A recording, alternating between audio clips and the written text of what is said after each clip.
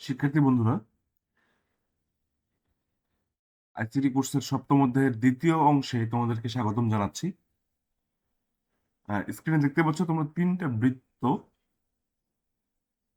সবচেয়ে বড় বৃত্তটা হচ্ছে ইন্টারনেট, হচ্ছে একটু ছোট নেটওয়ার্ক হচ্ছে এক্সট্রানেট, তার চেয়ে ছোট হচ্ছে ইন্ট্রানেট। এই ইন্ট্রানেট হলো একটা প্রাইভেট নেটওয়ার্ক, সবচেয়ে ছোট। আর এক্সট্রানেট হচ্ছে সেই প্রাইভেট নেটওয়ার্কেই একটু বাড়তি অ্যালাউ করা কিছু পার্সন ওখানে থাকে বা ইনস্টিটিউশন ওখানে থাকে। আহ, আর হচ্ছে দ্য ইন্টারনেট হচ্ছে পাবলিক। তাহলে ইন্টারনেট হলো পাবলিক, এক্সট্রানেট হচ্ছে প্রাইভেটের সাথে কিছুটা অনুমতি থাকে কিছু বিশেষ কোনো ব্যক্তি বা প্রতিষ্ঠানের সেই নেটওয়ার্কে ঢোকার। আর ইন্টারনেট হচ্ছে একেবারে গোপন বা হচ্ছে একেবারে প্রাইভেট, একেবারে বাস্তবিক কোনো ল্যান নেটওয়ার্ক, যেটা একটা ফায়ারওয়াল দিয়ে সেপারেট করা আছে বাইরের দুনিয়া থেকে। ঠিক আছে, চলো একটু দেখি ইন্টারনেটটা কি। এই যে ইন্টারনেট কথাটা দেখতে পাচ্ছ, ইন্টারনেট, ইন্টারনেটের ইংলিশ বানানটা যদি দেখো, ইন্টারনেট, ইন্টারনেট, এই দুটো শব্দ হচ্ছে মূলত দুটা আহ, বড় শব্দের সংক্ষিপ্ত রূপ। Inter connected network, interconnected networks. এই ইন্টার কানেক্টেড নেটওয়ার্কস এর সংক্ষিপ্ত রূপ হচ্ছে ইন্টারনেট। ইন্টারনেট, এই যে ইন্টার, এই যে এই ইন্টার আর এই হলো নেট, ইন্টারনেট। তাহলে কোত্থেকে আসছে? ইন্টার কানেক্টেড নেটওয়ার্কস থেকে আসছে। মানে বাংলায় এটাকে বললে বলা যায় যে নেটওয়ার্কের নেটওয়ার্ক বা বৈশ্বিক নেটওয়ার্ক। কি বলে? নেটওয়ার্কের নেটওয়ার্ক বা বৈশ্বিক নেটওয়ার্ক। বলতেছে এটাই সবচেয়ে বড় ওয়ান। আমরা যে ম্যান ওয়ান পড়তেছিলাম ওখানে বলছি যে সবচেয়ে ওয়াইড এরিয়া, সবচেয়ে বড় ওয়াইড এরিয়া নেটওয়ার্ক হচ্ছে এই ইন্টারনেট। তো এটা হচ্ছে বিশ্বব্যাপী সংযোগ দেওয়া হয় ইন্টারনেটের মাধ্যমে, কোটি কোটি ডিভাইসকে একসাথে যুক্ত রাখতে পারে। এখানে ইন্টারনেট প্রোভাইডার যারা আছে, সার্ভিস প্রোভাইডার যারা আছে, একজনের সাথে আরেকজনের সংযোগের সেতু বন্ধন হয় কি দিয়ে? গেটওয়ের মাধ্যমে। ঠিক আছে, তো গেটওয়ে ইন্টারনেটের একটা বড় একটা আহ, উপাদান। কি করা হয়? তথ্য আদান প্রদান করা হয়, ডেটা, ভিডিও, অডিও সবকিছু শেয়ার করা যায়। ঠিক আছে, ইন্টারনেটের সাহায্যে বর্তমানে আমরা ভিডিও কনফারেন্সিং করছি, অনেক কিছু, অনেক সুবিধা পাচ্ছি। ঠিক আছে, মেসেজিং করছি, ডাটা খুঁজতেছি, সার্চ করতেছি, এআই ব্যবহার করতেছি। ইন্টারনেট সবাই, সবার কাছে উন্মুক্ত, অ্যাক্সেস সবার কাছেই। মানে ইন্টারনেটের ডেটা যে কেউ অ্যাক্সেস করতে পারছে, সহজ কথা। এই পর্যন্ত যে ইন্টারনেটের যে অবস্থা, আমরা সেই শুরু থেকে একটু জাস্ট অল্প কথায় কয়টা বলে দিই যে হচ্ছে ইন্টারনেটের যখন সেই 1969-এর দিকের কথা, যখন আরপানেট ছিল, তখন কিন্তু শুধুমাত্র কম্পিউটারগুলো অল্প বিস্তর সীমিত আকারে কানেক্টেড ছিল, স্পিড কম ছিল ইন্টারনেটের, এত ভালো ওয়েব সার্ভিস ছিল না। পরবর্তীতে 90 সালের দিকে এই যখন ওয়ার্ল্ড ওয়াইড ওয়েব আসলো, ওয়ার্ল্ড ওয়াইড ওয়েব যখন আসলো, এইচটিএমএল পেজেস আসলো, ব্রাউজার আসলো, তখন খুব সহজেই মানে প্রেজেন্টেবল ওয়েতে ডেটা শেয়ার করা যেত, স্পিড কিছুটা বেড়ে গেল। ইন্টারনেটের পরের যে ভার্সনটা, সেখানে মোবাইল ওয়েব চলে আসলো, যে শুধু আমরা ওয়েবসাইট যে দেখতে পাচ্ছি সেটা শুধু কম্পিউটারেই না, আমরা মোবাইল দিয়েও ইন্টারনেট ব্যবহার করতে পারছি। তো হচ্ছে এই 1995 তখনকার সময়কার যে মানে ফ্যাসিলিটিস গুলো ছিল, VoIP, voice over internet protocol চলে আসছে ততদিনে, যদিও পরে পাইছি বাংলাদেশে, তো ততদিনে চলে আসছে। ঠিক আছে, আর মোবাইলে ই কমার্স সুবিধা চালু হয়ে গেলো, যে অ্যামাজন। ঠিক আছে, অ্যামাজনের মতো আরো ছোটখাটো প্রতিষ্ঠানগুলো ছিল, অনলাইনে তারা তাদের ব্যবসাকে সম্প্রসারণ করতে পারছে। এই ইন্টারনেটের কারণে কিন্তু বর্তমানে এরকম দারাজ বা কমার্স, ফেসবুকের মাধ্যমে যে অ্যাড দিয়ে ব্যবসাগুলো হচ্ছে। ঠিক আছে, এগুলো কিন্তু ইন্টারনেট না থাকলে কিন্তু হতো না। ঠিক আছে, তো ইন্টারনেটের ভবিষ্যৎ যে একটা মানে অবস্থা কিরকম হতে পারে, মূলত এখানে 5G, তারপরে হচ্ছে লাইফাই, ওয়াইফাই এর মধ্যে একটা বিষয় হচ্ছে লাইফাই, এখানে লাইট থাকবে, কি থাকবে, লেজার থাকবে, লেজার দিয়ে যোগাযোগ হবে।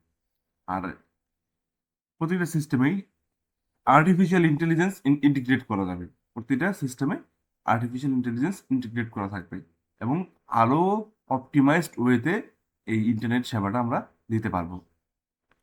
তো ইন্টারনেটের এই 4টা ভার্সন দেখলাম, 4টা ভার্সনের শুরু থেকে শেষ পর্যন্ত কিছু উন্নতি দেখতে পাচ্ছ, এই যে ধাপে ধাপে সে, হ্যাঁ, উন্নতির শিখরে উঠতেছে। শুধু ইন্টারনেট বলতে পাবলিক ইন্টারনেট বোঝায়, শুধু ইন্টারনেট বলতে পাবলিক ইন্টারনেট বোঝায়। আর থাকলে হচ্ছে এক্সট্রানেট এবং হচ্ছে ইন্ট্রানেট, এগুলো হচ্ছে আসলে মূলত প্রাইভেট ইন্টারনেট। ঠিক আছে, এখানে সবার অ্যাক্সেস নাই। এখানে এই যে পাবলিক এবং প্রাইভেট ইন্টারনেটের মধ্যে একটা কি থাকে, বিশাল একটা ব্যারিয়ার থাকে, একটা ফায়ার ওয়াল থাকে। হ্যাঁ, তোমরা ফায়ার ওয়াল দেখছো না, যে নেটওয়ার্কে ফায়ার ওয়াল থাকে।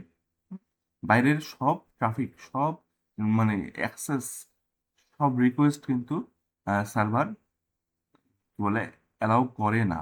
ঠিক আছে, সার্ভার কাছে পৌঁছায় না, এই যে ফায়ারওয়াল যে আছে সেখান থেকে ব্যাক চলে আসে। কোনগুলো ব্যাক আসে, যেগুলা আমাদের নেটওয়ার্কে অথরাইজড না, সেই ডেটাগুলো, সেই অ্যাক্সেসগুলো, সেই রিকোয়েস্টগুলো পারফর্ম করা হয় না। ঠিক আছে, তো এটা যদি বুঝতে পারলো যে প্রাইভেট ইন্টারনেটকে, আমরা কি করতে পারি, আহ, এভাবে পাবলিক ইন্টারনেট থেকে আলাদা করে রাখতে পারি।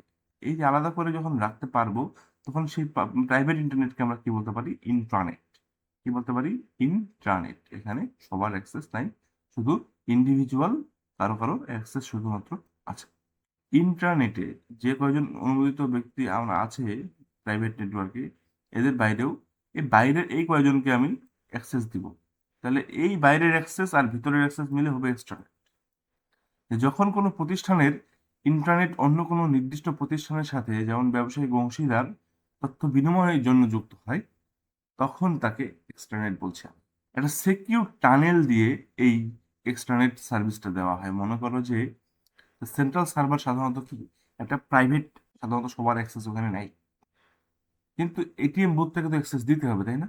এটিএম বুথের নেটওয়ার্কটাকে কি করা হয়, টানেলিং এর মাধ্যমে সেন্ট্রাল সার্ভারের সাথে সংযোগ করা হয়। একইভাবে এজেন্ট ব্যাংকিং এর কথা যদি তুমি চিন্তা করো, এজেন্ট ব্যাংকিং এও তখন মেইন সার্ভারকে অ্যাক্সেস করতে পারে এজেন্টরা।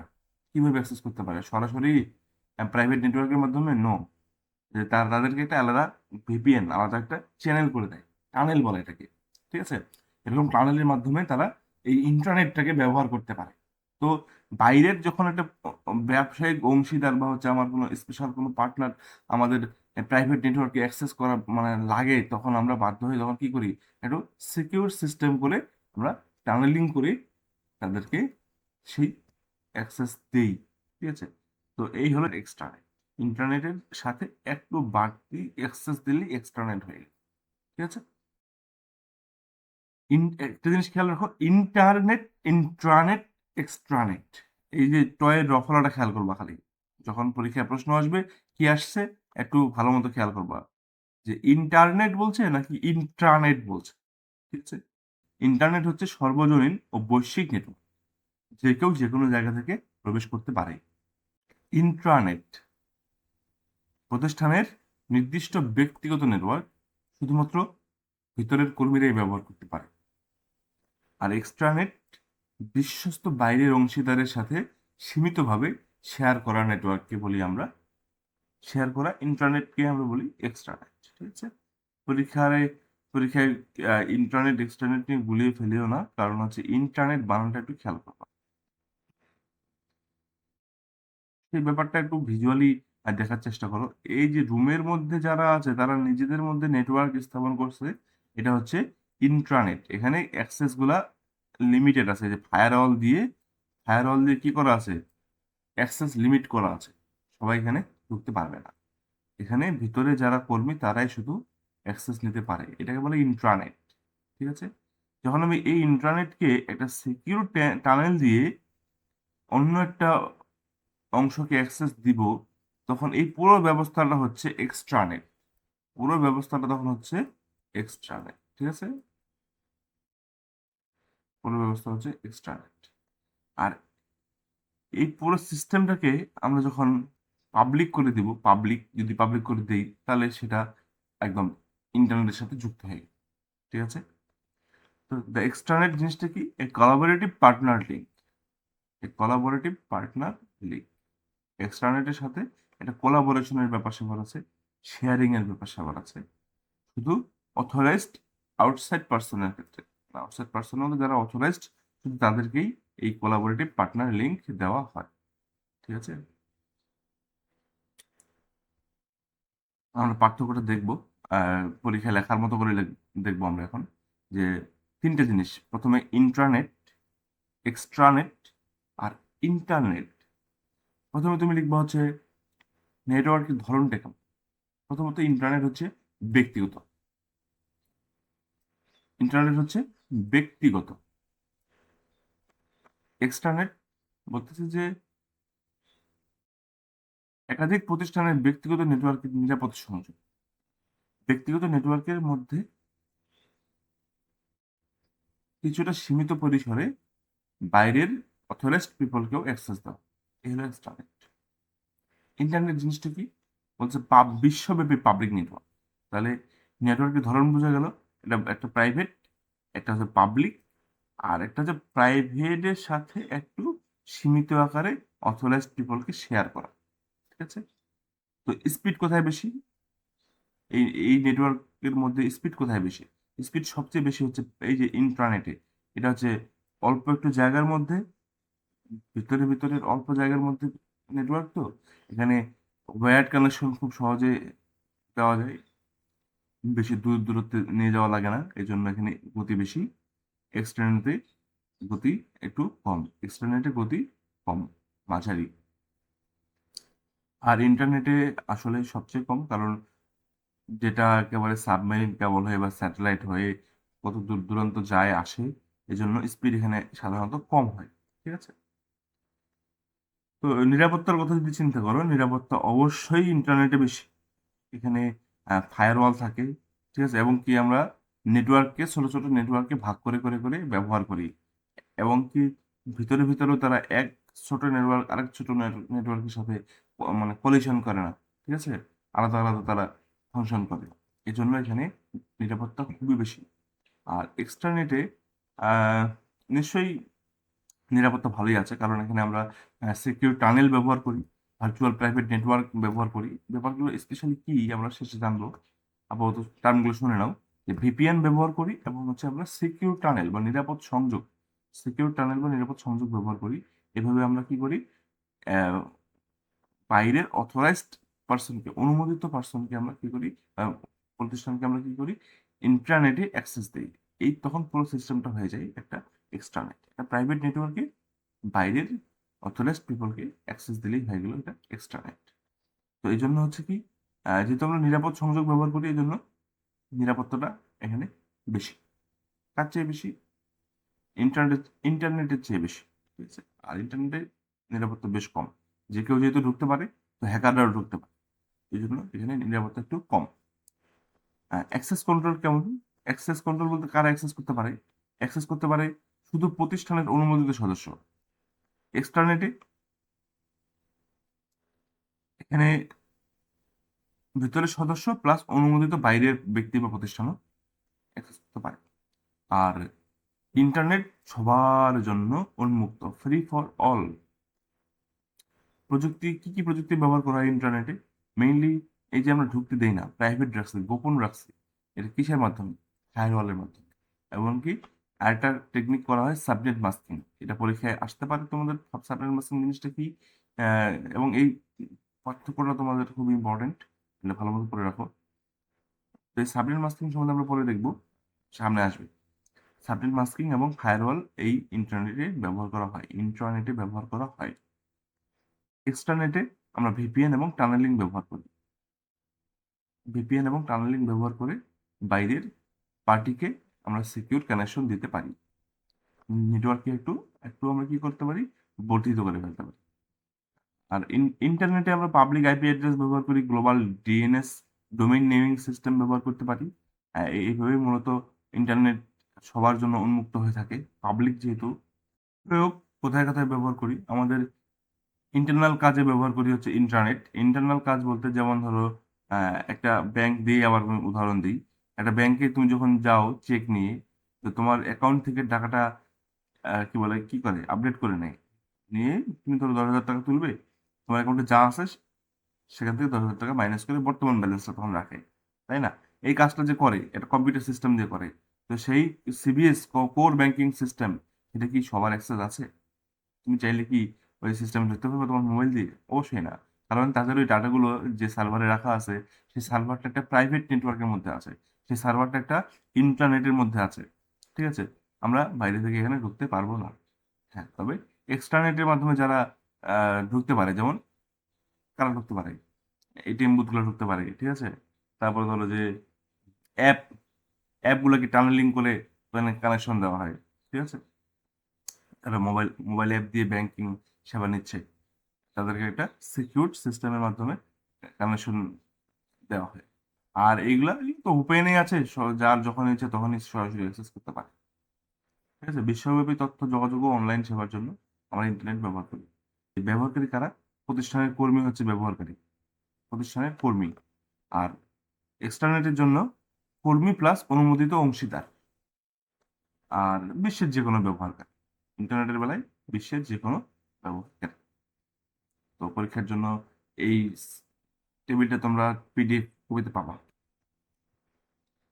আমরা এখন একটা দারুণ জিনিস জানবো যে প্রতিটা ডিভাইস, যত ইন্টারনেট ডিভাইস আছে, যেমন মোবাইল বলো,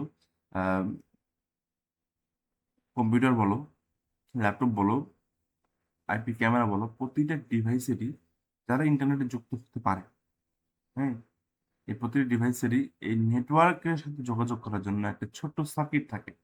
সেই সার্কিটটাকে বলা হয় সেই সার্কিটটাকে বলা হয় এই যে এই দেখতে পাচ্ছ এনআইসি, নেটওয়ার্ক ইন্টারফেস কার্ড। এই নেটওয়ার্ক ইন্টারফেস কার্ড সবাই তৈরি করতে পারে না, অনুমোদিত কিছু প্রতিষ্ঠান শুধু তৈরি করে। এবং তারা যে তৈরি করবে, প্রতিটা এই সার্কিটের একটা করে সিরিয়াল নাম্বার থাকে, একটা করে নাম্বার থাকে, যে নাম্বার দিয়ে এই সার্কিটটাকে কি করা যাবে, আইডেন্টিফাই করা যাবে। মানে এই নাম্বারটা একদম ফিঙ্গারপ্রিন্টের মতো। পৃথিবীর দুইটা ডিভাইসের এই নাম্বারটা এক কখনোই হবে না। এটা কন্ট্রোল করে তোমার হচ্ছে ইন্টারন্যাশনালি প্রতিষ্ঠান আছে, সে হচ্ছে তার কাছ থেকে অনুমোদন নিতে হয় যে হ্যাঁ আমি একটা কোম্পানি, আমি নিক কার্ড বা এই যে নেটওয়ার্ক ইন্টারফেস কার্ড বানাবো, তো আমাকে কিছু তুমি নাম্বার বরাদ্দ দাও।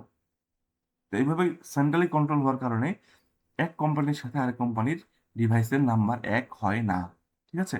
তো এই ইউনিকনেস বিহেভিয়ারের কারণে এই ডিভাইসটাকে কি করা যায়, ফিজিক্যালি নাম্বার দেওয়া থাকে, যে নাম্বারটা একটা ডিভাইসকে একেবারে ইউনিক করে তুলছে।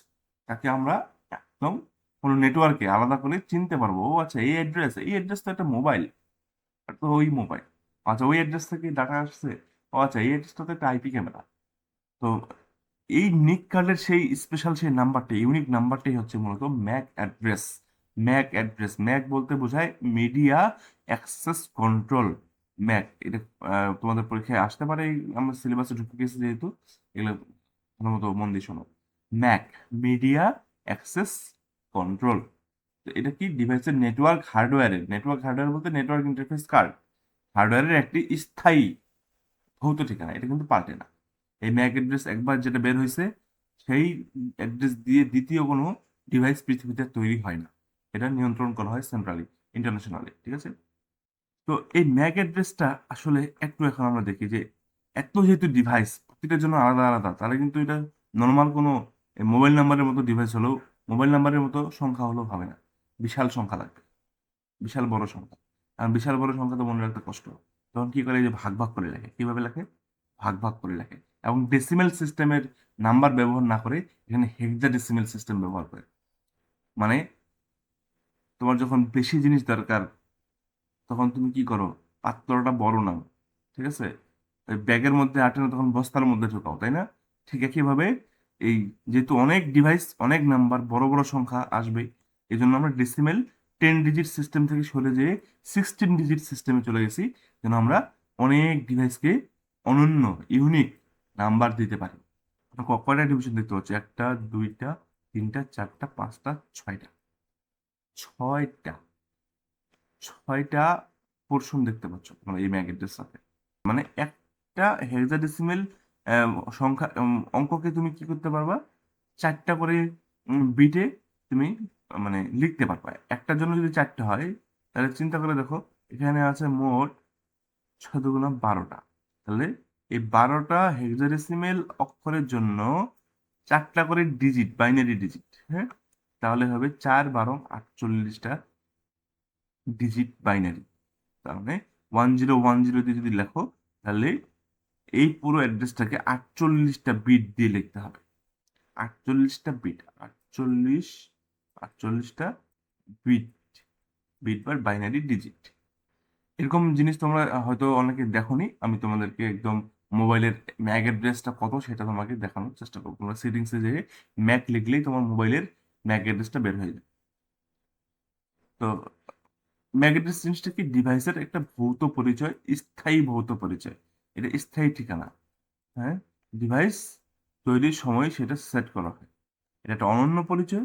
বিশ্বের দুটি ডিভাইসের ম্যাক অ্যাড্রেস এক হবে না। ঠিক আছে, এটা মূলত হার্ডওয়্যার স্তরের ব্যাপার স্যাপার। এই যেহেতু হার্ডওয়্যার, এটা আসলে কোনো সফটওয়্যার নিয়ন্ত্রণ করে না, এটা হার্ডওয়্যারের ব্যাপার স্যাপার। নাম্বারটা একদম মেমোরিতে একদম সেট করে দেওয়া আছে, একটা মেমোরিতে নাম্বারটা কি করা আছে, একদম সেট করে দেওয়া আছে। এটা হার্ডওয়্যার স্তরের ব্যাপার। আর নেটওয়ার্ক কার্ডে স্থায়ীভাবে কি থাকে, সংরক্ষিত থাকে মেমোরিতে। পরীক্ষায় লেখার জন্য কিভাবে লিখবা? ম্যাক অ্যাড্রেস কি? ম্যাক অ্যাড্রেস হলো কোনো ডিভাইসের নেটওয়ার্ক হার্ডওয়্যারের স্থায়ী ভৌত ঠিকানা। ম্যাক অ্যাড্রেস কি? কোনো ডিভাইসের নেটওয়ার্ক হার্ডওয়্যারের স্থায়ী ভৌত ঠিকানা। নেটওয়ার্কে সংযুক্ত হওয়ার জন্য প্রতিটি ডিভাইসে একটি নেটওয়ার্ক ইন্টারফেস কার্ড থাকে, যার একটি অনন্য হার্ডওয়্যার ঠিকানাই হলো ম্যাক অ্যাড্রেস। মূলত 48 বিট দীর্ঘ হলেও এটিকে 12টি হেক্সাডেসিমেল অঙ্কে প্রকাশ করা হয়। মানে বিট যখন বলতেছে তখন কিন্তু বাইনারি ডিজিটের কথা বলতেছে। মানে যখন তুমি বাইনারি ডিজিট হিসেবে লিখবা, তখন এভাবে মোট 48টা বিট হবে। ঠিক আছে, 48টা বিট হবে। আর এটাকে আমরা এত বড় নিয়ে তো কথা বলতে সমস্যা, আলোচনা করতে সমস্যা, মানে সেভ করে রাখতেও সমস্যা মেমোরিতে। এই জন্য তখন আমরা কি করি, এইভাবে সেভ না করে আমরা হেক্সাডেসিমাল ফরম্যাটে মেমোরিতে সেভ করি। হেক্সাডেসিমাল ফরম্যাটে আমরা তখন দেখাই। ঠিক আছে, তো এই 12টা হেক্সাডেসিমেল নাম্বারকে আমি চারটা চারটা করে যখন আলাদা করবো, তখন 4 × 48টা ডিজিট পাওয়া যাবে। তো বলতেছে যে এই 48টা ডিজিটের মধ্যে প্রথম 24টা ডিজিট, প্রথম 24টা, এই 8টা, এই 8টা, এই 8টা, 3 × 8 = 24। এই প্রথম 24টা, এই প্রথম 24টা বা হচ্ছে তুমি যদি হেক্সাডেসিমেলে যাও, প্রথম 3টা সেকশন, 3 × 8 = 24। ঠিক আছে, এই প্রথম এই অংশটা হচ্ছে নির্মাতার পরিচয় নির্দেশ করে যে কোন কোম্পানি বানাইছে। আর শেষের 24 বিট বা শেষের 6টা হেক্সাডেসিমেল অঙ্ক, মানে শেষের এই শেষের গুলা, ঠিক আছে, এই শেষের এই 3টা অক্টেট, এটা এটা হচ্ছে ডিভাইসের পরিচয় নির্দেশ করে। এটা হচ্ছে ডিভাইসের পরিচয় নির্দেশ করে। এখানে কম্পিউটার নাকি তোমার মোবাইল, কি ধরনের ডিভাইস, সে ধরনের তথ্য থাকে, তার একটা সিরিয়াল থাকে। ঠিক আছে, তো এই ম্যাক অ্যাড্রেস কেন ব্যবহার করা হয়? এই ম্যাক অ্যাড্রেস ডিভাইসকে শনাক্ত করতে ব্যবহার করা হয়। এই যে ডিভাইসগুলো যে একটার সাথে একটা কানেক্টেড নেটওয়ার্কে, কে ডাটা পাঠাইলো, কোন ডাটা কোথায় যাচ্ছে, ঠিক আছে, এটা একদম হার্ডওয়্যার লেভেলে যায় ম্যাক অ্যাড্রেস দিয়ে এটা ডিফাইন করা হয়। সহজ করে মনে রাখো, ম্যাক অ্যাড্রেস হচ্ছে 12টা হেক্সাডেসিমেল অঙ্ক সমান 48টা বাইনারি ডিজিট। প্রথম 24টা হচ্ছে নির্মাতার পরিচয় দেয়, শেষ 24টা ডিভাইসের পরিচয় দেয়। ঠিক আছে, আমরা নেটওয়ার্ক ইন্টারফেস কার্ড নিয়ে কথা বলতেছিলাম, যদি পরীক্ষায় আসে কি লিখবা? নেটওয়ার্ক ইন্টারফেস কার্ড, এনআইসি, অনেক সময় নিক বলে।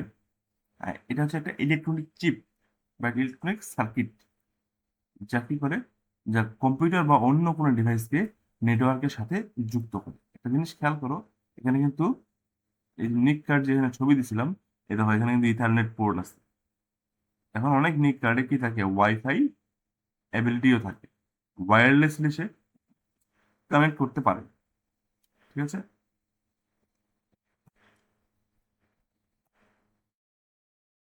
তো নিক কার্ড আর ম্যাক অ্যাড্রেসের সাথে ভুলাই ফেলিও না। নিক হচ্ছে একটা সার্কিট, এটা একটা হার্ডওয়্যার, এখানে ক্যাপাসিটর আছে, আইসি আছে, এটা একটা হার্ডওয়্যার। এই নিকের একটা সিরিয়াল নাম্বার হচ্ছে, অনন্য অনন্য একটা অ্যাড্রেস হচ্ছে ম্যাক অ্যাড্রেস। এই নিকের একটা স্থায়ী ও অনন্য পরিচয়। ঠিক আছে। তো সাধারণত যখন নেটওয়ার্কে আমরা ডিভাইসগুলো কানেক্ট করি, বর্তমানে আধুনিক নেটওয়ার্ক ব্যবস্থায় নিরাপত্তার জন্য ডিভাইসের মূল ম্যাক অ্যাড্রেসটা দেখানো হয় না, একটু মাস্কিং করে একটু গোপন রেখে ডুপ্লিকেট ম্যাক অ্যাড্রেস দিয়ে ডিভাইসগুলো কানেক্ট হয়। যেমন তুমি তোমার মোবাইলেই দেখবা যে হচ্ছে তুমি যখন ওয়াইফাই সেটিংসে যাওয়া, যে তুমি দেখতে পাবা যে ইউজ ডিভাইস ম্যাক অ্যাড্রেস, আর নিচে দেখবা যে ইউজ র্যান্ডম ম্যাক অ্যাড্রেস। ঠিক আছে। এই র্যান্ডম ম্যাক অ্যাড্রেস ব্যবহার করলে তোমার ডিভাইসটা একটু সিকিউর থাকে আর কি। নেটওয়ার্ক পুরোপুরি বুঝতে পারে না, বাইরের বাইরের জগৎ থেকে কেউ বুঝতে পারে না যে আসলে এই ডিভাইসটা আসলে অ্যাকচুয়ালি তাহলে কোন ডিভাইস। ঠিক আছে। তোমার রাউটার কিন্তু ঠিকই বুঝতে পারে, যে সে ম্যাপিং করে রাখে যে এই ম্যাক অ্যাড্রেসের জন্য আমার এই ডিভাইস, সে বুঝতে পারে, বাইরে কোনো হ্যাকার ট্যাকার বুঝতে পারে না। র্যান্ডম ম্যাক অ্যাড্রেস জিনিসটা একটু যদি পরীক্ষার খাতায় লেখার চেষ্টা করো, তাহলে হবে ওয়াইফাই নেটওয়ার্কে সংযোগের সময় ডিভাইসের মূল পরিচয় গোপন রেখে ব্যবহারকারীর গোপনীয়তা ও নিরাপত্তা বাড়াতে ডিভাইসের আসল ম্যাক অ্যাড্রেসের পরিবর্তে সাময়িকভাবে যে ভিন্ন ম্যাক অ্যাড্রেস ব্যবহৃত হয় তাকে র্যান্ডম ম্যাক অ্যাড্রেস বলে। ম্যাক অ্যাড্রেসের কাহিনী শেষ, এখন আমরা দেখবো যে আইপি অ্যাড্রেস জিনিসটা কি। আমরা আইপি পড়ছিলাম, ইন্টারনেট প্রোটোকল, টিসিপি আইপি। তো সেই আইপি ইন্টারনেট প্রোটোকল যে দায়িত্ব নেয় ডাটা প্যাকেট গুলোকে একদম ডেস্টিনেশন পর্যন্ত পৌঁছে দেওয়ার জন্য, তো আহ, সে কিভাবে এই কাজটা করে, ঠিকানাটা কিভাবে বোঝে। তো ইন্টারনেটে সংযুক্ত প্রতিটা ডিভাইসের যেমন ম্যাক অ্যাড্রেস থাকে একটা, ঠিক এরকম প্রতিটা ডিভাইসেরই একটা আইপি অ্যাড্রেস থাকে। প্রতিটা ডিভাইসের একটা আইপি অ্যাড্রেস থাকে। এখন বলতে পারো যে উম, পার্থক্যটা কি? আসলে আইপি অ্যাড্রেস পাল্টে যেতে পারে, এটা তোমার বর্তমান ঠিকানার মতো। ম্যাক অ্যাড্রেস তোমার স্থায়ী ঠিকানা, জন্মস্থান, কিন্তু আইপি অ্যাড্রেস তোমার বর্তমান ঠিকানা। তুমি যদি ওয়াইফাই দিয়ে কানেক্টেড না হয়ে মোবাইল দিয়ে কানেক্টেড হোক, তোমার কিন্তু আইপি অ্যাড্রেসটা পাল্টে যাবে।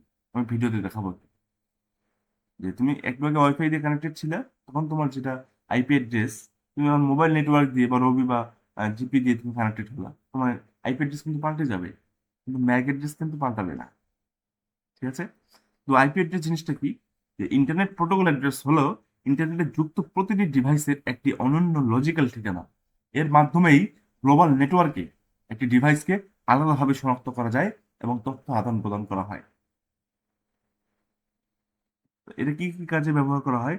শনাক্তকরণের জন্য, যে আমি কোন ডিভাইসকে এই এখন তথ্য পাঠাচ্ছি, ওই ডিভাইসটাকে আলাদা করার জন্য। ঠিক আছে। আর ডেটাকে সঠিক গন্তব্যে পৌঁছানোর জন্য সাহায্য করে।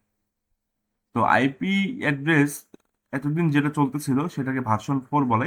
এটা পুরাতন। পরীক্ষায় লেখার মতো করে যদি আহ, বলি তাহলে কিভাবে লিখবা, যে আইপি অ্যাড্রেস হলো নেটওয়ার্ক বা ইন্টারনেটে সংযুক্ত প্রতিটি ডিভাইসের একটি অনন্য লজিক্যাল ঠিকানা। এই কথাটা অবশ্যই লিখবা পরীক্ষার হলে। সবকিছু মনে না থাকলেও এই কথাটা অবশ্যই লিখবা যে এটা একটা আইপি অ্যাড্রেস কি, এটা একটা অনন্য লজিক্যাল ঠিকানা। ইউনিক, অনন্য বলতে ইউনিক, লজিক্যাল ঠিকানা। ঠিক আছে। বলতেছে এক নেটওয়ার্ক থেকে অন্য নেটওয়ার্কে সঠিক গন্তব্যে তথ্য পৌঁছাতে এটি রাউটার কর্তৃক ব্যবহৃত হয়। রাউটার কি করে? ডেটা প্যাকেট গুলাকে যখন রাউট করে, মানে হচ্ছে যখন দিক নির্দেশনা দেয় যে এদিক দিয়ে যাও ওদিক দিয়ে যাও, তখন সে কিন্তু এই আইপি অ্যাড্রেসটা মাথায় রেখে রাস্তাটা ঠিকঠাক করে দেয়। ঠিক আছে। পরীক্ষা যদি সহজ করে লিখতে চাও, যে ম্যাক অ্যাড্রেস নেটওয়ার্কের লোকাল নেটওয়ার্ক পর্যায়ে ডিভাইসকে শনাক্ত করে, আর আইপি অ্যাড্রেস ইন্টারনেট বা বিভিন্ন নেটওয়ার্কে ডিভাইসকে শনাক্ত করে, যেটাকে সঠিক নেটওয়ার্কে পৌঁছাতে সাহায্য করে। আইপি অ্যাড্রেসটা দিয়ে নেটওয়ার্কে আমি কোথায় যুক্ত আছি, হ্যাঁ, আমি কোন টাওয়ার দিয়ে কোন আইএসপি দিয়ে কোন সার্ভারের সাথে যুক্ত আছি, মানে এইভাবে একটা পথ তৈরি হয়, ঠিক আছে। আর ম্যাক অ্যাড্রেসটা কখন লাগে কাজে? ম্যাক অ্যাড্রেস কিন্তু ইন্টারনেটের সময় কাজে লাগে না, ম্যাক অ্যাড্রেস কাজে লাগে লোকাল নেটওয়ার্কে। আমার সুইচ, আমি তো একটা সুইচের সাথে কানেক্টেড, রাউটারের মধ্যেও কিন্তু সুইচ থাকে।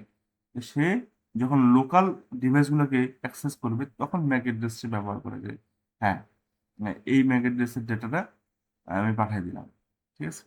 ম্যাক অ্যাড্রেসটা হচ্ছে ফিজিক্যাল, এটা হচ্ছে ডিভাইসের পরিচয়, ডিভাইসটি কে। আর আইপি অ্যাড্রেসটা হচ্ছে ডিভাইসের অবস্থান বা ঠিকানা, কোথায়, বর্তমান ঠিকানাটা কোথায়, ঠিক আছে। এই যে বলতেছিলাম ওয়াইফাই ডিসকানেক্ট করে দিলে মোবাইল মোবাইল ডাটা দিয়ে কানেক্ট হও, তখন তোমার মোবাইলের বা ফোনের আইপি অ্যাড্রেস পাল্টে যায়, কিন্তু ম্যাক অ্যাড্রেস পাল্টে না।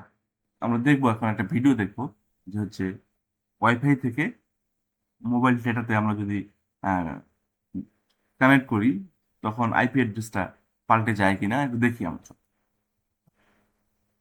তুমি ক্রোম ব্রাউজারে যাবা, যাই তুমি হচ্ছে লিখবা হচ্ছে হোয়াট ইজ মাই আইপি, যে কোনো ব্রাউজারে যাই এই কথাটা লিখবা what is my IP, search দিবা, দিয়ে এই দেখো হোয়াট ইজ মাই IP.com একটা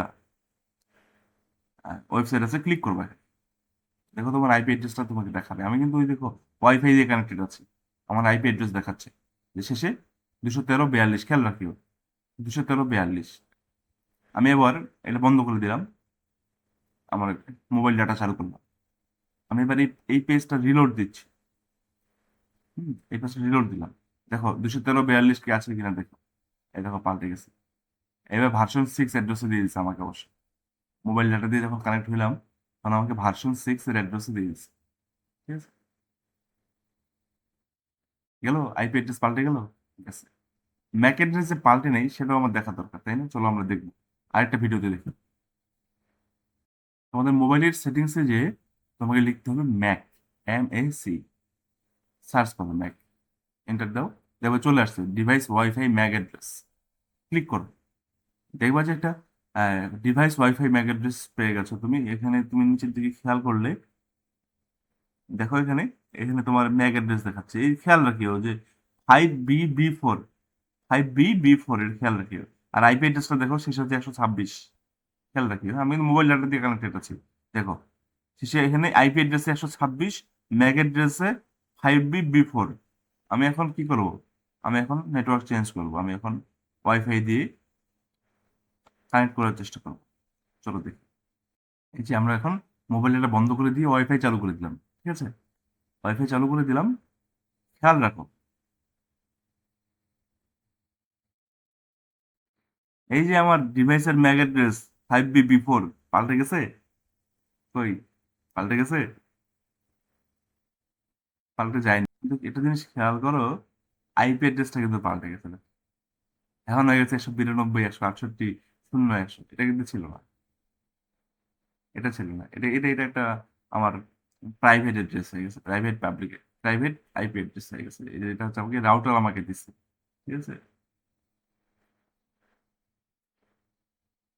তো যাক, দেখা গেল, বোঝা গেল যে আইপি অ্যাড্রেস পাল্টে গেলেও ম্যাক অ্যাড্রেস পাল্টে না, ঠিক আছে, বুঝতে পারলাম। পরীক্ষার খাতায় যদি পার্থক্য আসে, প্রশ্ন যদি পার্থক্য আসে তুমি লিখতে পারবা।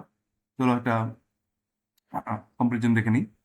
কম্পারিজনটা প্রথমত লিখবা হচ্ছে এটা একটা লজিক্যাল অ্যাড্রেস, আইপি অ্যাড্রেস হচ্ছে একটা লজিক্যাল অ্যাড্রেস, আইপি অ্যাড্রেস হলো একটা লজিক্যাল অ্যাড্রেস।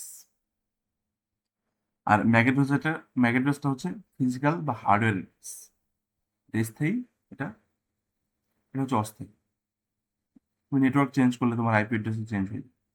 আচ্ছা, নেটওয়ার্ক বা ইন্টারনেটে ডিভাইসকে শনাক্ত ও ডেটা রাউটিং করতে ব্যবহার করা হয়। আইপি অ্যাড্রেসের কখন ব্যবহার, কি ব্যবহার? নেটওয়ার্ক বা ইন্টারনেটে ডিভাইসকে শনাক্ত ও রাউটিং করতে ব্যবহার করা হয়। আর ম্যাক অ্যাড্রেসটা ব্যবহার করা হয় আমরা লোকাল নেটওয়ার্কে যখন থাকি, বা হচ্ছে যতক্ষণ আমরা, খেয়াল করো, যতক্ষণ আমরা রাউটারের সাথে আমার যোগাযোগটা কিন্তু ইন্টারনেট, রাউটারের সাথে আমার যোগাযোগটা কিন্তু লোকাল এরিয়া নেট, আমার সাথে রাউটারের মাধ্যমে ফেসবুকের যোগাযোগটা হচ্ছে ইন্টারনেটের ব্যাপার। তো যতক্ষণ রাউটারের সাথে আমার যোগাযোগ, এটা কিন্তু লোকাল এরিয়া নেটওয়ার্ক, ঠিক আছে। এই ক্ষেত্রে ম্যাক অ্যাড্রেসটা কাজে লাগে। আর আইপি অ্যাড্রেসটা কাজে লাগে হচ্ছে ফেসবুক সার্ভার যখন ডাটাটা পাঠাচ্ছে, কোথায় পাঠাচ্ছে? প্রথমে সরাসরি আমার মোবাইলে পাঠায়? আমার মোবাইলে পাঠায় না, সে প্রথমে রাউটারের কাছে পাঠায়। এই রাউটারের যেটা ঠিকানা, ঠিক আছে, এই রাউটারের ঠিকানা হচ্ছে একদম কি আইপি অ্যাড্রেসের ঠিকানা, ঠিক আছে। আমাদেরও একটা আইপি অ্যাড্রেস থাকে, সে আমাদের আইপি অ্যাড্রেসটা কিন্তু হাইড করে রাখে। সে তার আইপি অ্যাড্রেস দিয়ে ফেসবুক সার্ভারের সাথে যোগাযোগ, তারপরে তার আইপি অ্যাড্রেস দিয়েই ডাটাগুলো নিয়ে এসে ম্যাক অ্যাড্রেসের মাধ্যমে আমার কাছে পাঠায়। ভিতরে ভিতরে এই কাজ করছে, ঠিক আছে। তো হচ্ছে আইপি অ্যাড্রেস কি করে? রাউটার আইপি অ্যাড্রেস ব্যবহার করে ডেটা পাঠায়, আইপি অ্যাড্রেস ব্যবহার করে ডেটা পাঠায়। আর সুইচ, আমরা ডিভাইস পড়তেছিলাম না, সুইচ হাব, সেই সুইচ, এটা কিন্তু বাসা বাড়ির অন অফ সুইচ না, এই সুইচ হচ্ছে একটা নেটওয়ার্ক ডিভাইস। সে কি করে? ম্যাক অ্যাড্রেস ব্যবহার করে ডাটা পাঠায়। তাহলে দেখো, ম্যাক অ্যাড্রেস ব্যবহার করে ডাটা পাঠায় কে? সুইচ। আর আইপি অ্যাড্রেস ব্যবহার করে ডাটা পাঠায় কে? রাউটার। অনেকে গুলাই ফেলে জিনিসটা, ওয়াইফাই রাউটার এক জিনিস আর রাউটার এক জিনিস। এই রাউটারটা সিঙ্গেল একটা ডিভাইস যে শুধু আইপি অ্যাড্রেস অনুযায়ী ডাটা রাউট করে, আর অন্য কোনো সে কাজ করতে পারে না, ঠিক আছে। কিন্তু ওয়াইফাই রাউটারের মধ্যে অ্যাক্সেস পয়েন্ট আছে, সে ওয়্যারলেস ফিডেলিটি দিচ্ছে, সে হচ্ছে সুইচিং করতেছে, সে একই সাথে রাউটিং করতেছে, মানে অল ইন অল একটা ডিভাইস বানাই দিচ্ছে মানুষের জন্য কোম্পানিগুলো, ঠিক আছে। আচ্ছা, তো আইপি অ্যাড্রেস নেটওয়ার্ক পরিবর্তন হলে পরিবর্তিত হতে পারে, বা হতে পারে মানে হয় আসলে।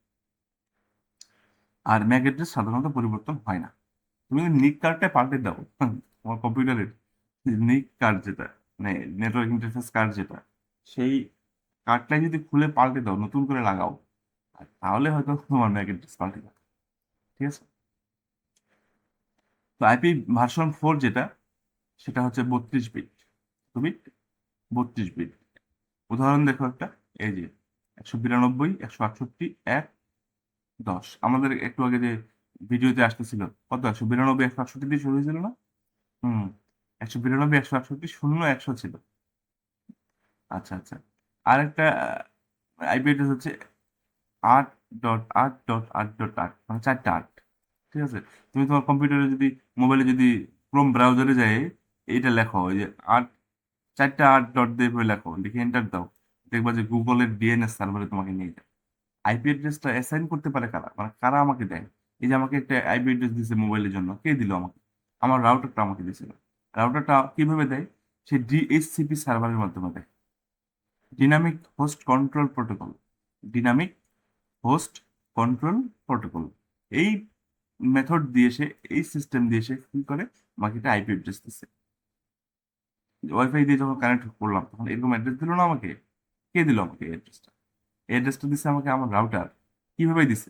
এই ডিএইচসিপি সার্ভার ব্যবহার করে আমাকে দিছে, ঠিক আছে। আর কে দেয়? একটু আগে যখন মোবাইল নেটওয়ার্ক দিয়ে আমরা কানেক্টেড হইলাম, তখন আমাকে আইপি অ্যাড্রেসটা কে দিছিল? তখন দিচ্ছে আমাকে এয়ারটেল কোম্পানি। তারা একটা আইএসপি, ইন্টারনেট সার্ভিস প্রোভাইড করতেছে, তারা জন্য ইন্টারনেট সার্ভিস প্রোভাইডার, তারাও আমাকে আইপি অ্যাড্রেস দিতে পারে, ঠিক আছে। রাউটার দিতে পারে লোকাল নেটওয়ার্কের জন্য, ঠিক আছে। আবার ভিপিএন যারা দেয়, ভার্চুয়াল প্রাইভেট নেটওয়ার্ক, তারাও নতুন আইপি অ্যাড্রেস দিতে পারে। আগের আইপি অ্যাড্রেসটাকে ঢেকে রেখে মাস্কিং করে নতুন একটা আইপি অ্যাড্রেস দেয় নিরাপত্তার জন্য, ঠিক আছে। আর ম্যাক অ্যাড্রেসের নাম্বার কে দেয়? ম্যাক অ্যাড্রেসের নাম্বার দেয় নিক প্রস্তুতকারী প্রতিষ্ঠান, তারা এই নাম্বারটা কি করে? অ্যাসাইন করে দেয়। তারা কোন নাম্বার অ্যাসাইন করতে পারবে, তারা সেটা আবার নির্ধারণ করে দেয় একটা ইন্টারন্যাশনাল অর্গানাইজেশন। এটা সব কোম্পানিকে বলে দেয় যে তুমি এটুক বরাদ্দ পেয়েছো, তুমি এটুক বরাদ্দ পেয়েছো, এই রেঞ্জ তুমি তোমার জন্য, তুমি এই রেঞ্জের মধ্যে নিক কার্ড বানাবা, এর বাইরে তুমি বানাতে পারবা না। আর ম্যাক অ্যাড্রেসের উদাহরণ যখন দিতে যাবা, তোমার ইচ্ছা মতো এরকম তুমি কয়টা সেকশন করবা? 6টা, 1টা 2টা 3টা 4টা 5টা 6টা। এটা মুখস্থ করতে হবে এমন কোনো কথা নেই। তুমি 0 থেকে 9 পর্যন্ত ডিজিট নিতে পারবা, আর এ থেকে এফ পর্যন্ত নিতে পারবা, এ থেকে এফ পর্যন্ত নিতে পারবা। এই কয়টা ডিজিট মিলে তোমার ইচ্ছা মতো তুমি আহ, একটা সংখ্যা একদম বানায় ফেলতে পারবা। তাহলে তো 1 B 2 C, হ্যাঁ, 9 D, এভাবে তুমি বানায় ফেলতে পারবে ইচ্ছা মতো করে। শুধু খেয়াল রাখবা, এফ পার হওয়া যাবে না, মানে 16 ডিজিট মিলাইতে হবে। 16 ডিজিট কেমন মিলে জানো? 0 থেকে 9 পর্যন্ত 10টা, আর এ থেকে এফ পর্যন্ত 6টা। এই 16টা ডিজিট মিলে হয় হেক্সাডেসিমাল সিস্টেম। তো হেক্সাডেসিমাল সিস্টেমে এফ এর পরে কোনো কিন্তু আর নাম্বার নাই। আর একটা সংখ্যা তুমি একাধিকবার ব্যবহার করো, এ এ বিবি CC DD E F F, এটাও সম্ভব, ঠিক আছে, এটাও হবে। বা হচ্ছে 11 22 33 44, এটাও সম্ভব। চলো আগে সুইচ আর রাউটারের কার্যক্রমে পার্থক্যটা দেখি। সুইচ ম্যাক অ্যাড্রেস নিয়ে কাজ করে, রাউটার আইপি অ্যাড্রেস নিয়ে কাজ করে। চলো দেখি ভিডিওটা দেখে কিছু বোঝা যায় কিনা। Switch versus router. What's the difference? A switch connects devices within the same local network, such as PCs, printers, and servers inside an office. It uses MAC addresses to forward data to the correct device. A router, on the other hand, connects different networks together. It uses IP addresses to decide where data should go, including traffic destined for the internet. Think of a switch as managing communication inside your building, while a router connects your building to the outside world. Without switches, local devices couldn't communicate efficiently. Without routers, you couldn't reach other networks or the internet.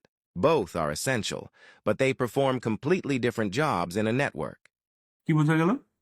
যে switch একটা local নেটওয়ার্কের মধ্যে ডিভাইসগুলোকে connect করে এবং তাদের সাথে Mac address দিয়ে দিয়ে কি করে ডাটাগুলো আদান প্রদান করে।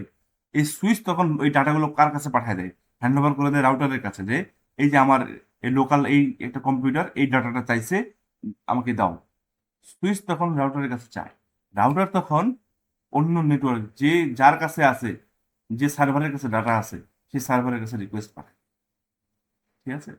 এভাবে সেই সার্ভার আবার রাউটারকে দেয়, রাউটার আবার সুইচকে দেয়, সুইচ তখন ম্যাক অ্যাড্রেস অনুযায়ী ডিভাইসগুলোকে পাঠায়। তাহলে ওই যে সার্ভার যখন ডাটা পাঠাইলো, সে রাউটারের আইপি অ্যাড্রেস অনুযায়ী রাউটারকে পাঠাইছে। রাউটার আবার সুইচকে দায়িত্ব দিয়ে দিল যে তুমি দেখো, আমাকে আমার কাছে কিছু জিনিস চাইছো, পোর্ট অনুযায়ী এই যে তোমার ডাটা তোমাকে দিয়ে দিলাম। সুইচ তখন কি করে, সেই ডাটাটা দেখে কোন ম্যাক অ্যাড্রেস থেকে এই ডাটাটা চাইছিল আমার কাছে, সেই ম্যাপিং করে, সে তার মেমোরি আছে, সেই ম্যাপিং করে দেখে যে কি চাইছিল, ঠিক সেই ম্যাক অ্যাড্রেসে সে পাঠিয়ে দেয়। চলো আমরা দেখবো যে আইপি অ্যাড্রেসের ওই যে ভার্সন 4 ভার্সন 6 দেখতেছিলাম, একটু অ্যানালাইসিস করবো আমরা। এই যে IPv4 ভার্সন 4-এর যে আইপি অ্যাড্রেস, সেটা হচ্ছে 32 বিটের। বিট মানে বাইনারি ডিজিট, মানে একটা ওয়ান একটা বিট, একটা জিরো একটা বিট, এরকম 10 10 10 10, এই বিভিন্ন কম্বিনেশনে কি হয়, 32 বিট মিলে হচ্ছে এই IPv4 অ্যাড্রেস তৈরি হয়। মোট 4টা ভাগে ভাগ আছে। এই যে 4টা ভাগ মানে 4 8 32, প্রতিটা অক্টেটে, প্রতিটা ভাগে একটা করে অক্টেট থাকে। অক্টেট মানে 8 ডিজিট, 8 ডিজিটকে অক্টেট বলে। এরকম অক্টেট থাকে 4টা, 4 8 32, ঠিক আছে। তো আমরা সাধারণত মানে লেখার সময়, পড়ার সময়, বলার সময় ডেসিমেল ফরম্যাটে লিখি, কিন্তু কম্পিউটার কিন্তু ডেসিমেল ফরম্যাটে ব্যবহার করে না, সে কিন্তু বাইনারি ফরম্যাটেই ব্যবহার করে। সে কি করে, বাইনারি ফরম্যাটেই আইপি অ্যাড্রেসগুলো কিন্তু সবকিছু সে বাইনারি ফরম্যাটেই পায়। আচ্ছা, এখান থেকে যেটা মানে জানার বিষয় যে একটা আইপি অ্যাড্রেসের 4টা ভাগ থাকে বা 4টা অক্টেট থাকে, প্রতিটা অক্টেটে 8টা করে বিট থাকে, ঠিক আছে। এবং প্রতিটা অক্টেটের সর্বোচ্চ ভ্যালু কি হতে পারে বলো দেখি? এই যে 8টা বিট, সর্বোচ্চ ভ্যালু হবে 8টায় যদি ওয়ান হয়, 8টায় যদি ওয়ান হয়, এটাই সর্বোচ্চ মান, এর চেয়ে বড় মান আর নাই, ঠিক আছে। এই জন্য এই একটা অক্টেটে, প্রতিটা অক্টেটে সর্বোচ্চ মান হয় 255। কিভাবে? 2 টু দি পাওয়ার 8 করো, কত হয় দেখো, মানে 8টা ডিজিটের জন্য 2 টু দি পাওয়ার 8 করো, দেখো 2 টু দি পাওয়ার 8 মানে হচ্ছে 8টা 2 গুণ করতে হবে, 5টা 2 গুণ করলে 32, 6টা করলে 64, 7টা করলে 128, আর 8টা করলে 256।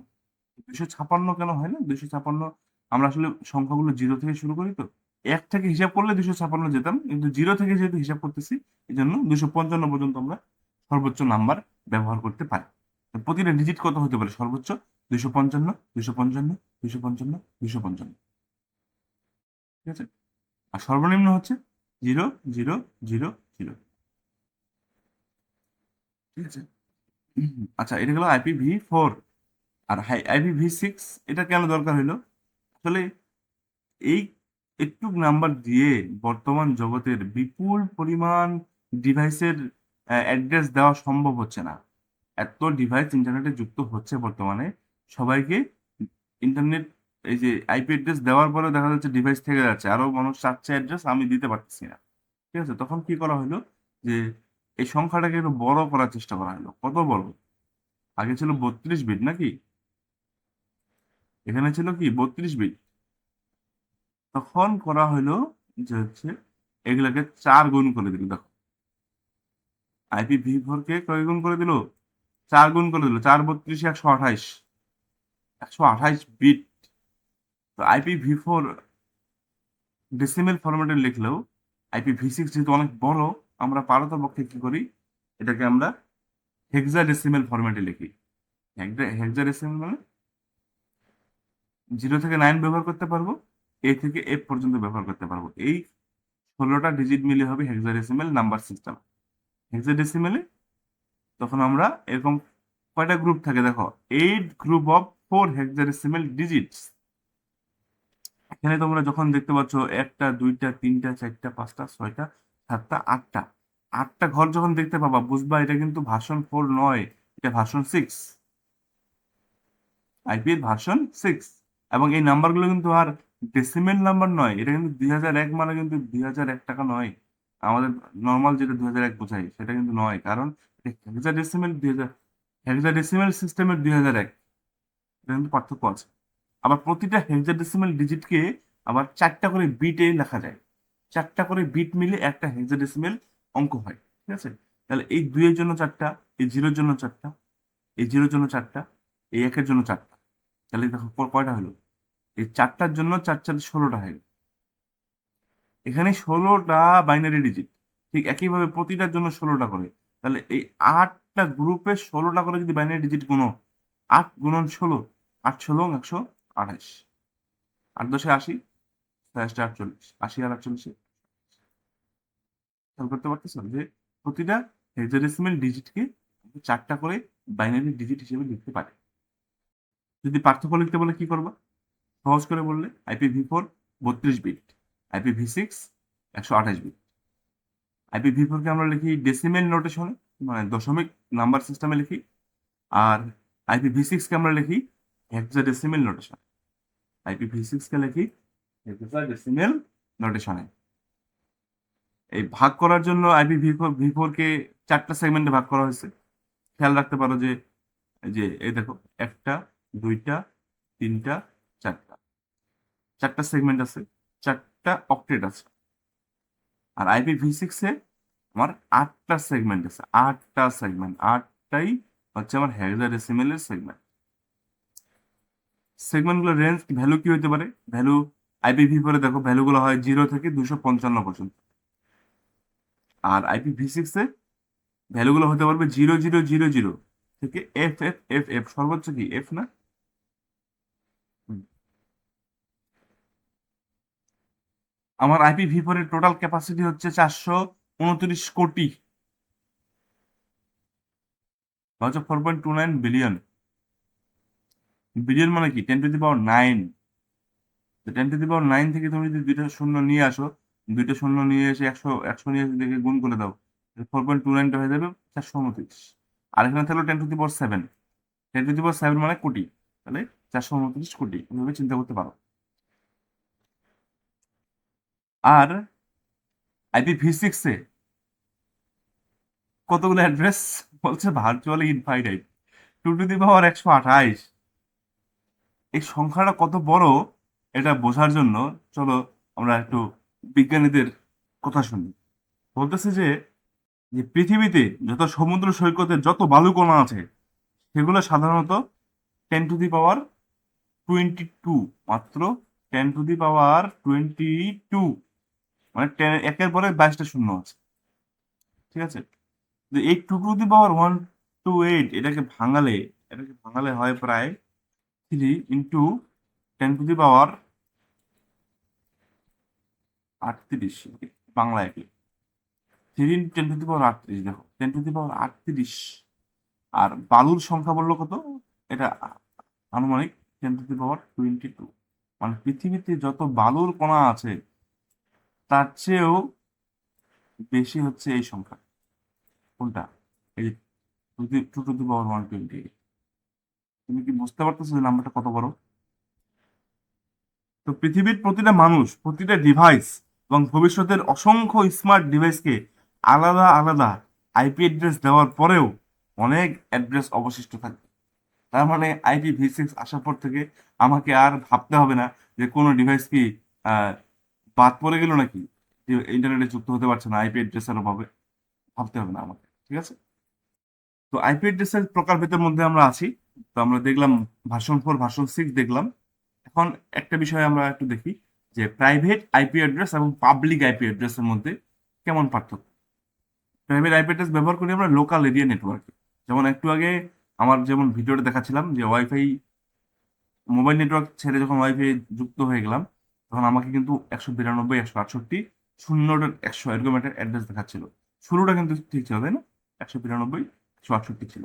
দেখবো আমরা যে এই অ্যাড্রেসগুলো আসলে যেগুলো প্রাইভেট আইপি অ্যাড্রেস, সেগুলো নির্দিষ্ট কিছু সংখ্যা দিয়ে শুরু হয়, যেমন 10 দিয়ে শুরু হয়।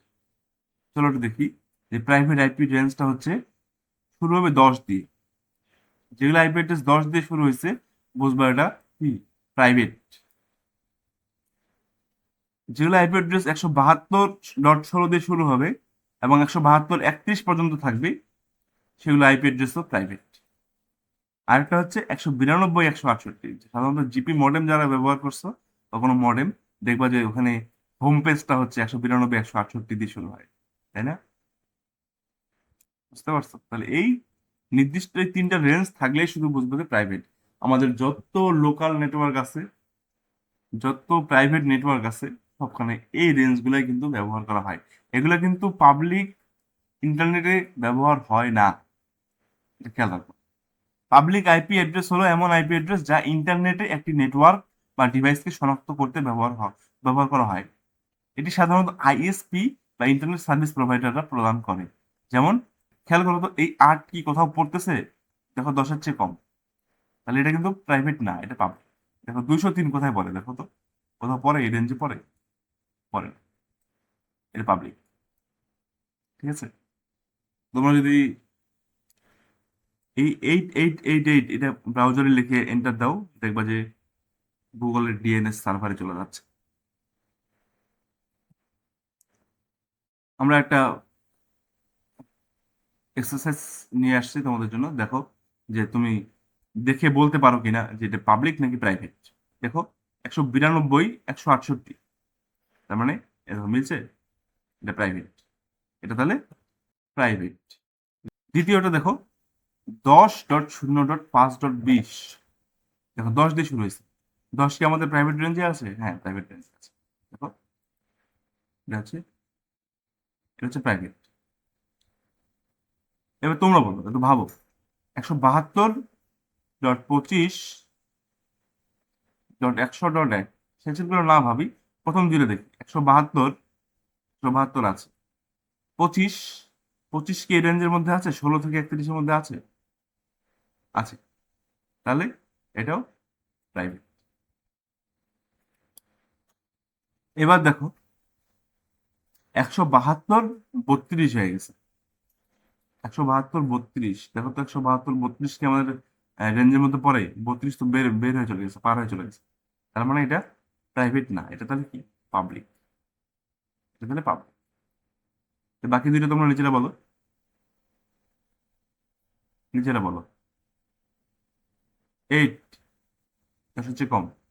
1, 10-এর চেয়েও কম। তার মানে এগুলো হচ্ছে পাবলিক। চলো আগাই। আমরা আইপি অ্যাড্রেসের প্রকারভেদের মধ্যেই এখনো আছি। এগুলো সরাসরি তোমাদের বইয়ে না থাকলেও কিন্তু এমন কিছু টপিক দিছে, সেগুলো বোঝার জন্য এগুলো আমাকে বুঝতেই হচ্ছে। ঠিক আছে? চলো আমরা এবার দেখবো স্ট্যাটিক আইপি অ্যাড্রেস আর হচ্ছে ডিনামিক আইপি অ্যাড্রেস জিনিসটা কি। স্ট্যাটিক আইপি অ্যাড্রেস আর হচ্ছে dynamic IP address. Static IP address হচ্ছে তোমার সার্ভারগুলোর জন্য সাধারণত ব্যবহার করা হয়। আমার একটু আগে যেমন দেখলো যে আইপি অ্যাড্রেস পাল্টে যাচ্ছে, এরকম যদি আইপি অ্যাড্রেস পাল্টে যায়, তাহলে তো মানে ওয়েব সার্ভারগুলো, ওদেরকে তো চিনতে খুব কষ্ট হবে, ওদেরকে ট্রেস করতে খুব কষ্ট হবে। এই জন্য সাধারণত গুগল সার্ভার, ফেসবুক সার্ভার, এই সার্ভারগুলোকে এমন একটা আইপি অ্যাড্রেস দেওয়া হয় সেটা আর পাল্টে না, এমন ভাবে মানে তাদের আইএসপি গুলো তাদেরকে এই সুবিধাটা দিচ্ছে যে ঠিক আছে আমরা অনেক জায়গায় পাল্টালো, তোমাদের এই সার্ভারের আইপি অ্যাড্রেস পাল্টাবো না, ঠিক আছে, ডেডিকেটেড করে দিলাম। এই ডেডিকেটেড করে দেওয়ার ব্যাপারটা হচ্ছে স্ট্যাটিক আইপি অ্যাড্রেস, ঠিক আছে। বলতেছে এই আইপি অ্যাড্রেসটা একটা স্থায়ী, যা সাধারণত পরিবর্তন হয় না। এটি সার্ভার, ওয়েবসাইট বা বিশেষ নেটওয়ার্ক সেবায় ব্যবহৃত হয়। স্ট্যাটিক আইপি অ্যাড্রেস সাধারণত ইন্টারনেট সেবা প্রদানকারী বা নেটওয়ার্ক অ্যাডমিনিস্ট্রেটর স্থায়ীভাবে বরাদ্দ করে দেয়। এটি স্বয়ংক্রিয়ভাবে পরিবর্তিত হয় না, প্রয়োজন হলে হাতে ম্যানুয়ালি কনফিগার করা হয়। যেমন একটা জিনিস দেখো, তোমরা গুগল ক্রোম ব্রাউজারে এটা লিখতে পারো যে 142.251.153.119 এই আইপি অ্যাড্রেসটা তুমি যদি ব্রাউজারে এন্টার দাও, এন্ট্রি দিয়ে দেখো তোমাকে কোথায় নিয়ে যায়। অভাবনীয় ব্যাপার। এটা তোমাকে নিয়ে যাবে google.com-এ। এটা আসলে google.com-এরই আইপি অ্যাড্রেস। গুগলের যে সার্ভার, তার অসংখ্য সার্ভার আছে, অনেক সার্ভারের মধ্যে এটা একটা, ঠিক আছে। আচ্ছা, আর ডিনামিক আইপি অ্যাড্রেস, যেমন আমার মোবাইলে একটু আগে আইপি অ্যাড্রেস গুলো পাল্টে পাল্টে যাচ্ছিল, ঠিক আছে, নেটওয়ার্ক চেঞ্জের কারণে, এগুলো হচ্ছে ডিনামিক আইপি অ্যাড্রেস। সাধারণত এগুলো কে দেয় আমাকে ডিনামিক গুলা? এগুলো রাউটারের ডিএসসিপি একটা প্রোটোকল আছে, সেই প্রোটোকলটা আমাদেরকে এই ডিনামিক আইপি অ্যাড্রেসটা দেয়, ঠিক আছে। সহজে মনে রাখবে কিভাবে, স্ট্যাটিক আইপি আইএসপি দেয় বা নেটওয়ার্ক অ্যাডমিনিস্ট্রেটর ম্যানুয়ালি দেয়। আর ডিনামিক আইপি সাধারণত রাউটার আমাদেরকে ডিএইচসিপি, ডিনামিক হোস্ট কন্ট্রোল প্রোটোকলের মাধ্যমে এই আইপি অ্যাড্রেস দেয়, স্বয়ংক্রিয়ভাবে দেয়। আমি রাউটার যদি চেঞ্জ করি, আমার রাউটার বাদ দিয়ে পাশের বাড়ির রাউটার দিয়ে যখন কানেক্ট করবো, তখন আমার আইপিটা চেঞ্জ হয়ে যাবে। বা হচ্ছে ওয়াইফাই বাদ দিয়ে আমি মোবাইল দিয়ে কানেক্ট করবো, আমার আইপি অ্যাড্রেসটা চেঞ্জ হয়ে যাবে। এই চেঞ্জ হয়ে যাচ্ছে, এখানে ডিনামিক।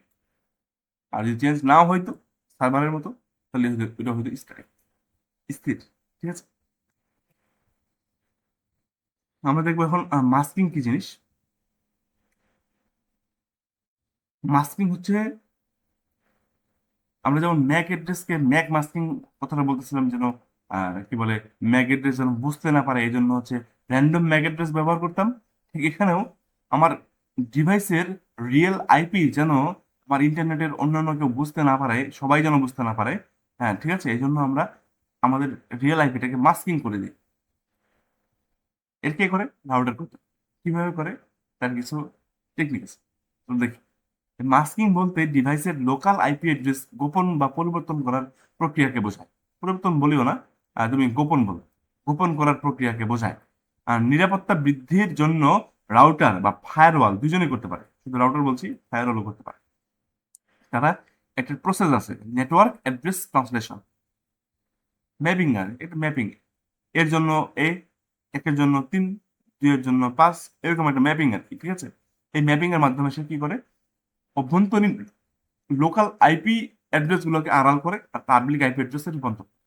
বলতেছে যে ধরো তোমার বাসায় 3টে ডিভাইস আছে, মোবাইলের জন্য হচ্ছে আইপি অ্যাড্রেস দেওয়া হয়েছে এটা, ল্যাপটপের জন্য দেওয়া হয়েছে এটা, টিভি আছে একটা স্মার্ট টিভি, তার জন্য দেওয়া হয়েছে এটা। এগুলো হচ্ছে কি প্রাইভেট আইপি। দেখো কিভাবে বুঝলাম, 192.168, 192.168, 192.168, দেখছো? দেখো তোমাদের টপিক মাস্কিং আছে, কিন্তু তোমাদের কিন্তু প্রাইভেট আর পাবলিক আইপি অ্যাড্রেস গুলো কিন্তু সিলেবাসে সরাসরি দেওয়া নাই। তুমি যদি প্রাইভেট আর পাবলিক আইপি অ্যাড্রেস না বুঝো, তাহলে তুমি কিন্তু মাস্কিং কখনোই বুঝবা না। তো এই প্রাইভেট আইপি অ্যাড্রেস গুলো ইন্টারনেটে যাওয়ার সময় রাউটার এগুলোকে কি করে, গোপন করে বা মাস্ক করে, করে একটা পাবলিক আইপি যেমন এটা ব্যবহার করে। মানে কি, সে তার নিজের আইপিটা ব্যবহার করে বাইরে যোগাযোগ করে। আবার যখন ডাটা আসে, তার নিজের আইপিতে করেই, নিজের আইপি অ্যাড্রেসে সেই ডাটাগুলো নিয়ে আসে। পরে সে রাউটার কি করে, সুইচকে দায়িত্ব দিয়ে দেয়। সুইচ তখন লোকাল নেটওয়ার্কে ডাটাগুলো পাঠায় দেয়, ঠিক আছে। যার যেটা ডাটা আসছে সে ওই জায়গায় পাঠায়, ঠিক আছে। প্রতিটা আইপি অ্যাড্রেসের এগেনস্টে কি আছে, একটা ম্যাক অ্যাড্রেস আছে। এই ম্যাক অ্যাড্রেস কে অ্যাক্সেস করতে পারবে? কে জানে? সুইচ জানে। রাউটার জানে না, রাউটার জানে শুধু আইপি অ্যাড্রেস। তো সুবিধা কি, যে বাইরের কেউ তোমার ডিভাইসগুলোর আসল প্রাইভেট আইপি দেখতে পারে না। সুবিধা আছে, ঠিক আছে। তাহলে আমার নিরাপত্তা বাড়ে যাচ্ছে। হ্যাকাররা আমাকে যদি দেখতেই না পায়, আমার আইপি অ্যাড্রেস যদি নাই জানে, তাহলে আমাকে হ্যাক করবে কিভাবে? মানে একটা পাবলিক আইপি দিয়ে, দেখো, একটা পাবলিক আইপি বলতে শুধু রাউটারকে একটা পাবলিক আইপি দেওয়া হয়েছে। পাবলিক আইপি কিন্তু একটু মানে টাকা দিয়ে কিনতে হয়। আইএসপির কাছে। ঠিক আছে, এই পাবলিক আইপিটা কার? রাউটারের। সেই একটা আইপি দিয়েই সব ডাটা, ফেসবুকের ডাটা, ধরো যে ইউটিউবের ডাটা, ধরো যে কেউ পত্রিকা পড়তেছে তার ডাটা, সবগুলো ডাটা একসাথে একসাথে কোথায় আসছে? রাউটারের কাছে আসছে। রাউটার তখন ইন্ডিভিজুয়ালি ডাটাগুলো আলাদা আলাদা জায়গায় সুইচের মাধ্যমে পাঠিয়ে দিচ্ছে। ঠিক আছে, চলো। এই যে আলাদা আলাদা অ্যাপ্লিকেশনের জন্য ডাটাগুলো যে আলাদা আলাদা করে যায়, এটার জন্য একটা বিশেষ নাম্বার আছে, সেটাকে বলে পোর্ট নাম্বার। এই পোর্ট নাম্বারটা কি করে আসলে? সহজ করে বলি, উদাহরণ দিয়ে তো প্রথমে বলি। তুমি মনে করো মেসেঞ্জার আর ইউটিউব ভিডিও তুমি একসাথে চালাচ্ছ। তো মেসেঞ্জারের মেসেঞ্জারে আসতেছে, ইউটিউবের ভিডিওর ডাটা ইউটিউবেই আসতেছে, যাচ্ছে, যাওয়ার সময়ও আলাদা আলাদা যাচ্ছে। তো যেটা যে কিভাবে আলাদা আলাদা যায় আসে বলো তো? বলতে একই সময়ে মেসেঞ্জার ইউটিউব চালালে অপারেটিং সিস্টেম প্রতিটি অ্যাপের জন্য ভিন্ন ভিন্ন অস্থায়ী পোর্ট নাম্বার বরাদ্দ করে। মেসেঞ্জারের জন্য একটা পোর্ট নাম্বার, ইউটিউবের জন্য আর একটা পোর্ট নাম্বার। এতে করে কোন অ্যাপ থেকে ডাটাগুলো আসছে সেটা আমার রাউটার এবং অপারেটিং সিস্টেম ভালো মতোই বুঝতে পারে। যখন রাউটার থেকে ডাটাগুলো পায় সুইচের মাধ্যমে, অপারেটিং সিস্টেম বুঝে ও এই ডাটা তো মেসেঞ্জার পাঠাইছে, হ্যালো, হ্যাঁ হ্যালোটা পাঠালে মেসেঞ্জার। ঠিক আছে, একটা ভিডিও ডেটা আসছে, বুঝতেছে কোথায় এটা কোন পোর্ট নাম্বারে, ও যে ও ইউটিউবের পোর্ট নাম্বার, তো ইউটিউবে পাঠাই দিচ্ছে, ইউটিউব অ্যাপে পাঠাই দিচ্ছে, ইউটিউব অ্যাপ থেকে তুমি তোমার ভিডিও দেখতে পাচ্ছ। ঠিক আছে, তো আইপি অ্যাড্রেস হচ্ছে কোন ডিভাইসে যাবে এটার উত্তর দেয়, আর পোর্ট নাম্বার হচ্ছে ওই ডিভাইসের কোন অ্যাপ থেকে আসছিল সেই অ্যাপে চলে যাবে। এটা হচ্ছে পোর্ট নাম্বার দিয়ে ডিফাইন করা হয়। ঠিক আছে, এক একটা অ্যাপের জন্য এক একটা পোর্ট নাম্বার আছে। ঠিক আছে, মেসেঞ্জারের জন্য একটা পোর্ট নাম্বার, ইউটিউবের জন্য পোর্ট নাম্বার, যেমন ডিএনএস সার্ভিসের জন্য পোর্ট নাম্বার, ইমেল পাঠানোর জন্য একটা আলাদা পোর্ট নাম্বার, আমরা যে ব্রাউজ করতেছি ব্রাউজার দিয়ে এসটিটিপি, এইচটিটিপিএস, এগুলোর জন্য আলাদা আলাদা পোর্ট নাম্বার। তো পরীক্ষার ক্ষেত্রে কিভাবে লিখবা? বলবো পোর্ট নাম্বার হচ্ছে 16 বিটের একটি সংখ্যা, যা একটি নির্দিষ্ট ডিভাইসের নির্দিষ্ট অ্যাপ্লিকেশন শনাক্ত করতে ব্যবহৃত হয়। এর মাধ্যমে একই আইপি অ্যাড্রেসে চলমান একাধিক অ্যাপের মধ্যে সঠিক অ্যাপে ডেটা পৌঁছে যায়। একই পাবলিক আইপি ব্যবহার করলেও পোর্ট নাম্বার আলাদা হওয়ায় রাউটার বুঝতে পারে কোন ডেটা কোন অ্যাপ্লিকেশনের জন্য আসছে। চমৎকার, চলো আগে। আমরা ম্যাক মাস্কিং দেখলাম, র্যান্ডম ম্যাক অ্যাড্রেস দিয়ে। তারপর হচ্ছে আইপি মাস্কিং দেখলাম। এবার দেখবো আমরা ডাটা মাস্কিং। তোমরা দেখো সেন্সিটিভ যে ফিল্ডগুলো থাকে ইন্টারনেটে, পাসওয়ার্ড যেমন দেখায় না, কিন্তু এটা হচ্ছে এরকম স্টার স্টার স্টার সাইন দিয়ে দেখায়, তাই না? তো এরকম ক্রেডিট কার্ডেরও অনেক নাম্বার, এবং কি টু স্টেপ ভেরিফিকেশনের সময় দেখো যে মোবাইল নাম্বারটা আসে, পুরোটা আসে না। তো এইভাবে কোনো সেন্সিটিভ ডেটাকে কিছুটা অংশ এভাবে গোপন করে রাখার যে সিস্টেমটা, সেটা হচ্ছে ডেটা মাস্কিং। বলছে কি, ডেটা মাস্কিং হলো সংবেদনশীল তথ্য আংশিক বা সম্পূর্ণ গোপন করার প্রক্রিয়া। তো পার্থক্য আছে ডেটা মাস্কিং এর সাথে আইপি মাস্কিং এর, পার্থক্য আছে। আইপি মাস্কিং হচ্ছে আইপি অ্যাড্রেস গোপন করব, আর ডেটা মাস্কিং হচ্ছে ডেটার আংশিক বা সম্পূর্ণ গোপন করার পদ্ধতি, সম্পূর্ণ অংশ গোপন করার পদ্ধতি। আইপি মাস্কিং কি করে? নেটওয়ার্কের নিরাপত্তা বাড়ায় ও গোপনীয়তা রক্ষায় ব্যবহৃত হয়। ডেটা মাস্কিং ব্যক্তিগত ও গোপন তথ্য সুরক্ষায় ব্যবহৃত হয়। আইপি মাস্কিং কোথায় ব্যবহৃত হয়? কোথায় না, কি কি ভাবে করা যায় আইপি মাস্কিং? নেটওয়ার্ক অ্যাড্রেস ট্রান্সলেশনের মাধ্যমে করা যায়, ভার্চুয়াল প্রাইভেট নেটওয়ার্ক ব্যবহার করে করা যায়, আর প্রক্সি সার্ভার দিয়েও করা যায়। আর ডেটা মাস্কিং বলতেছে আসল ডেটা পরিবর্তন করে বা আংশিক দেখিয়ে করা হয়। আংশিক দেখাচ্ছি, পুরোটা দেখাচ্ছি, বা হ্যাশিং করে পাল্টে দিচ্ছি। উদাহরণ, যেমন প্রাইভেট আইপি 192.168.1.10 নেটের মাধ্যমে পাবলিক আইপি অ্যাড্রেস এত ব্যবহার করে ইন্টারনেটে যায়। সে লোকালি ওই ডিভাইসটাকে চিনতেছে আমি এই অ্যাড্রেস দিয়ে, কিন্তু সে যখন বাইরে যোগাযোগ করতেছে সেটা এই আইপি অ্যাড্রেস নিয়ে যোগাযোগ করতেছে। ঠিক আছে, আচ্ছা। আর এই উদাহরণটা তো তুমি উপরে দেখতে পাইলা ডেটা মাস্কিং এর, এটা নিয়ে আর না বলি। এই মাস্কিং এর কাহিনী শেষে এখন সবার শেষে আসলো সাবনেট মাস্কিং। সাবনেট মাস্কিং, আমরা নেটওয়ার্ক করছি, নেটওয়ার্কের মধ্যে আমরা যখন ভাগ করি, গ্রুপ করি, সাব নেট তৈরি করি, মানে ছোট নেট তৈরি করি, ছোট নেটওয়ার্ক তৈরি করি, তো সেটাই হচ্ছে সাবনেট মাস্কিং এর একটা প্রসেস। নেটওয়ার্ক সেগমেন্টেশন মানে নেটওয়ার্ককে আলাদা করব, সেগ্রিগেট করব। এই গ্রুপের জন্য একটা ছোট নেটওয়ার্ক, আর নেটওয়ার্কের মধ্যে নেটওয়ার্ক। আমাদের একটা ধরো যে প্রতিষ্ঠান, একটা কোম্পানি আমার, তার ভিতরে বেশ কয়েকটা মনে করো যে ডিপার্টমেন্ট আছে। একটা হচ্ছে ধরো যে ফাইন্যান্স নিয়ে কাজ করে, টাকা পয়সা নিয়ে। আর একটা ধরো যে আইন নিয়ে কাজ করে। তো যারা আইনি সমস্যা নিয়ে কাজ করতেছে প্রতিষ্ঠানের জন্য, তাদের সাথে অর্থের সম্পূর্ণ ডেটা আদান প্রদানের কোনো প্রয়োজন আসলে সবসময় হয় না। তো এই জন্য আইন বিভাগের জন্য আলাদা ছোট নেটওয়ার্ক করে দেব, অর্থ বিভাগের জন্য আলাদা ছোট নেটওয়ার্ক করে দেব। এগুলোর সুবিধা কি হবে?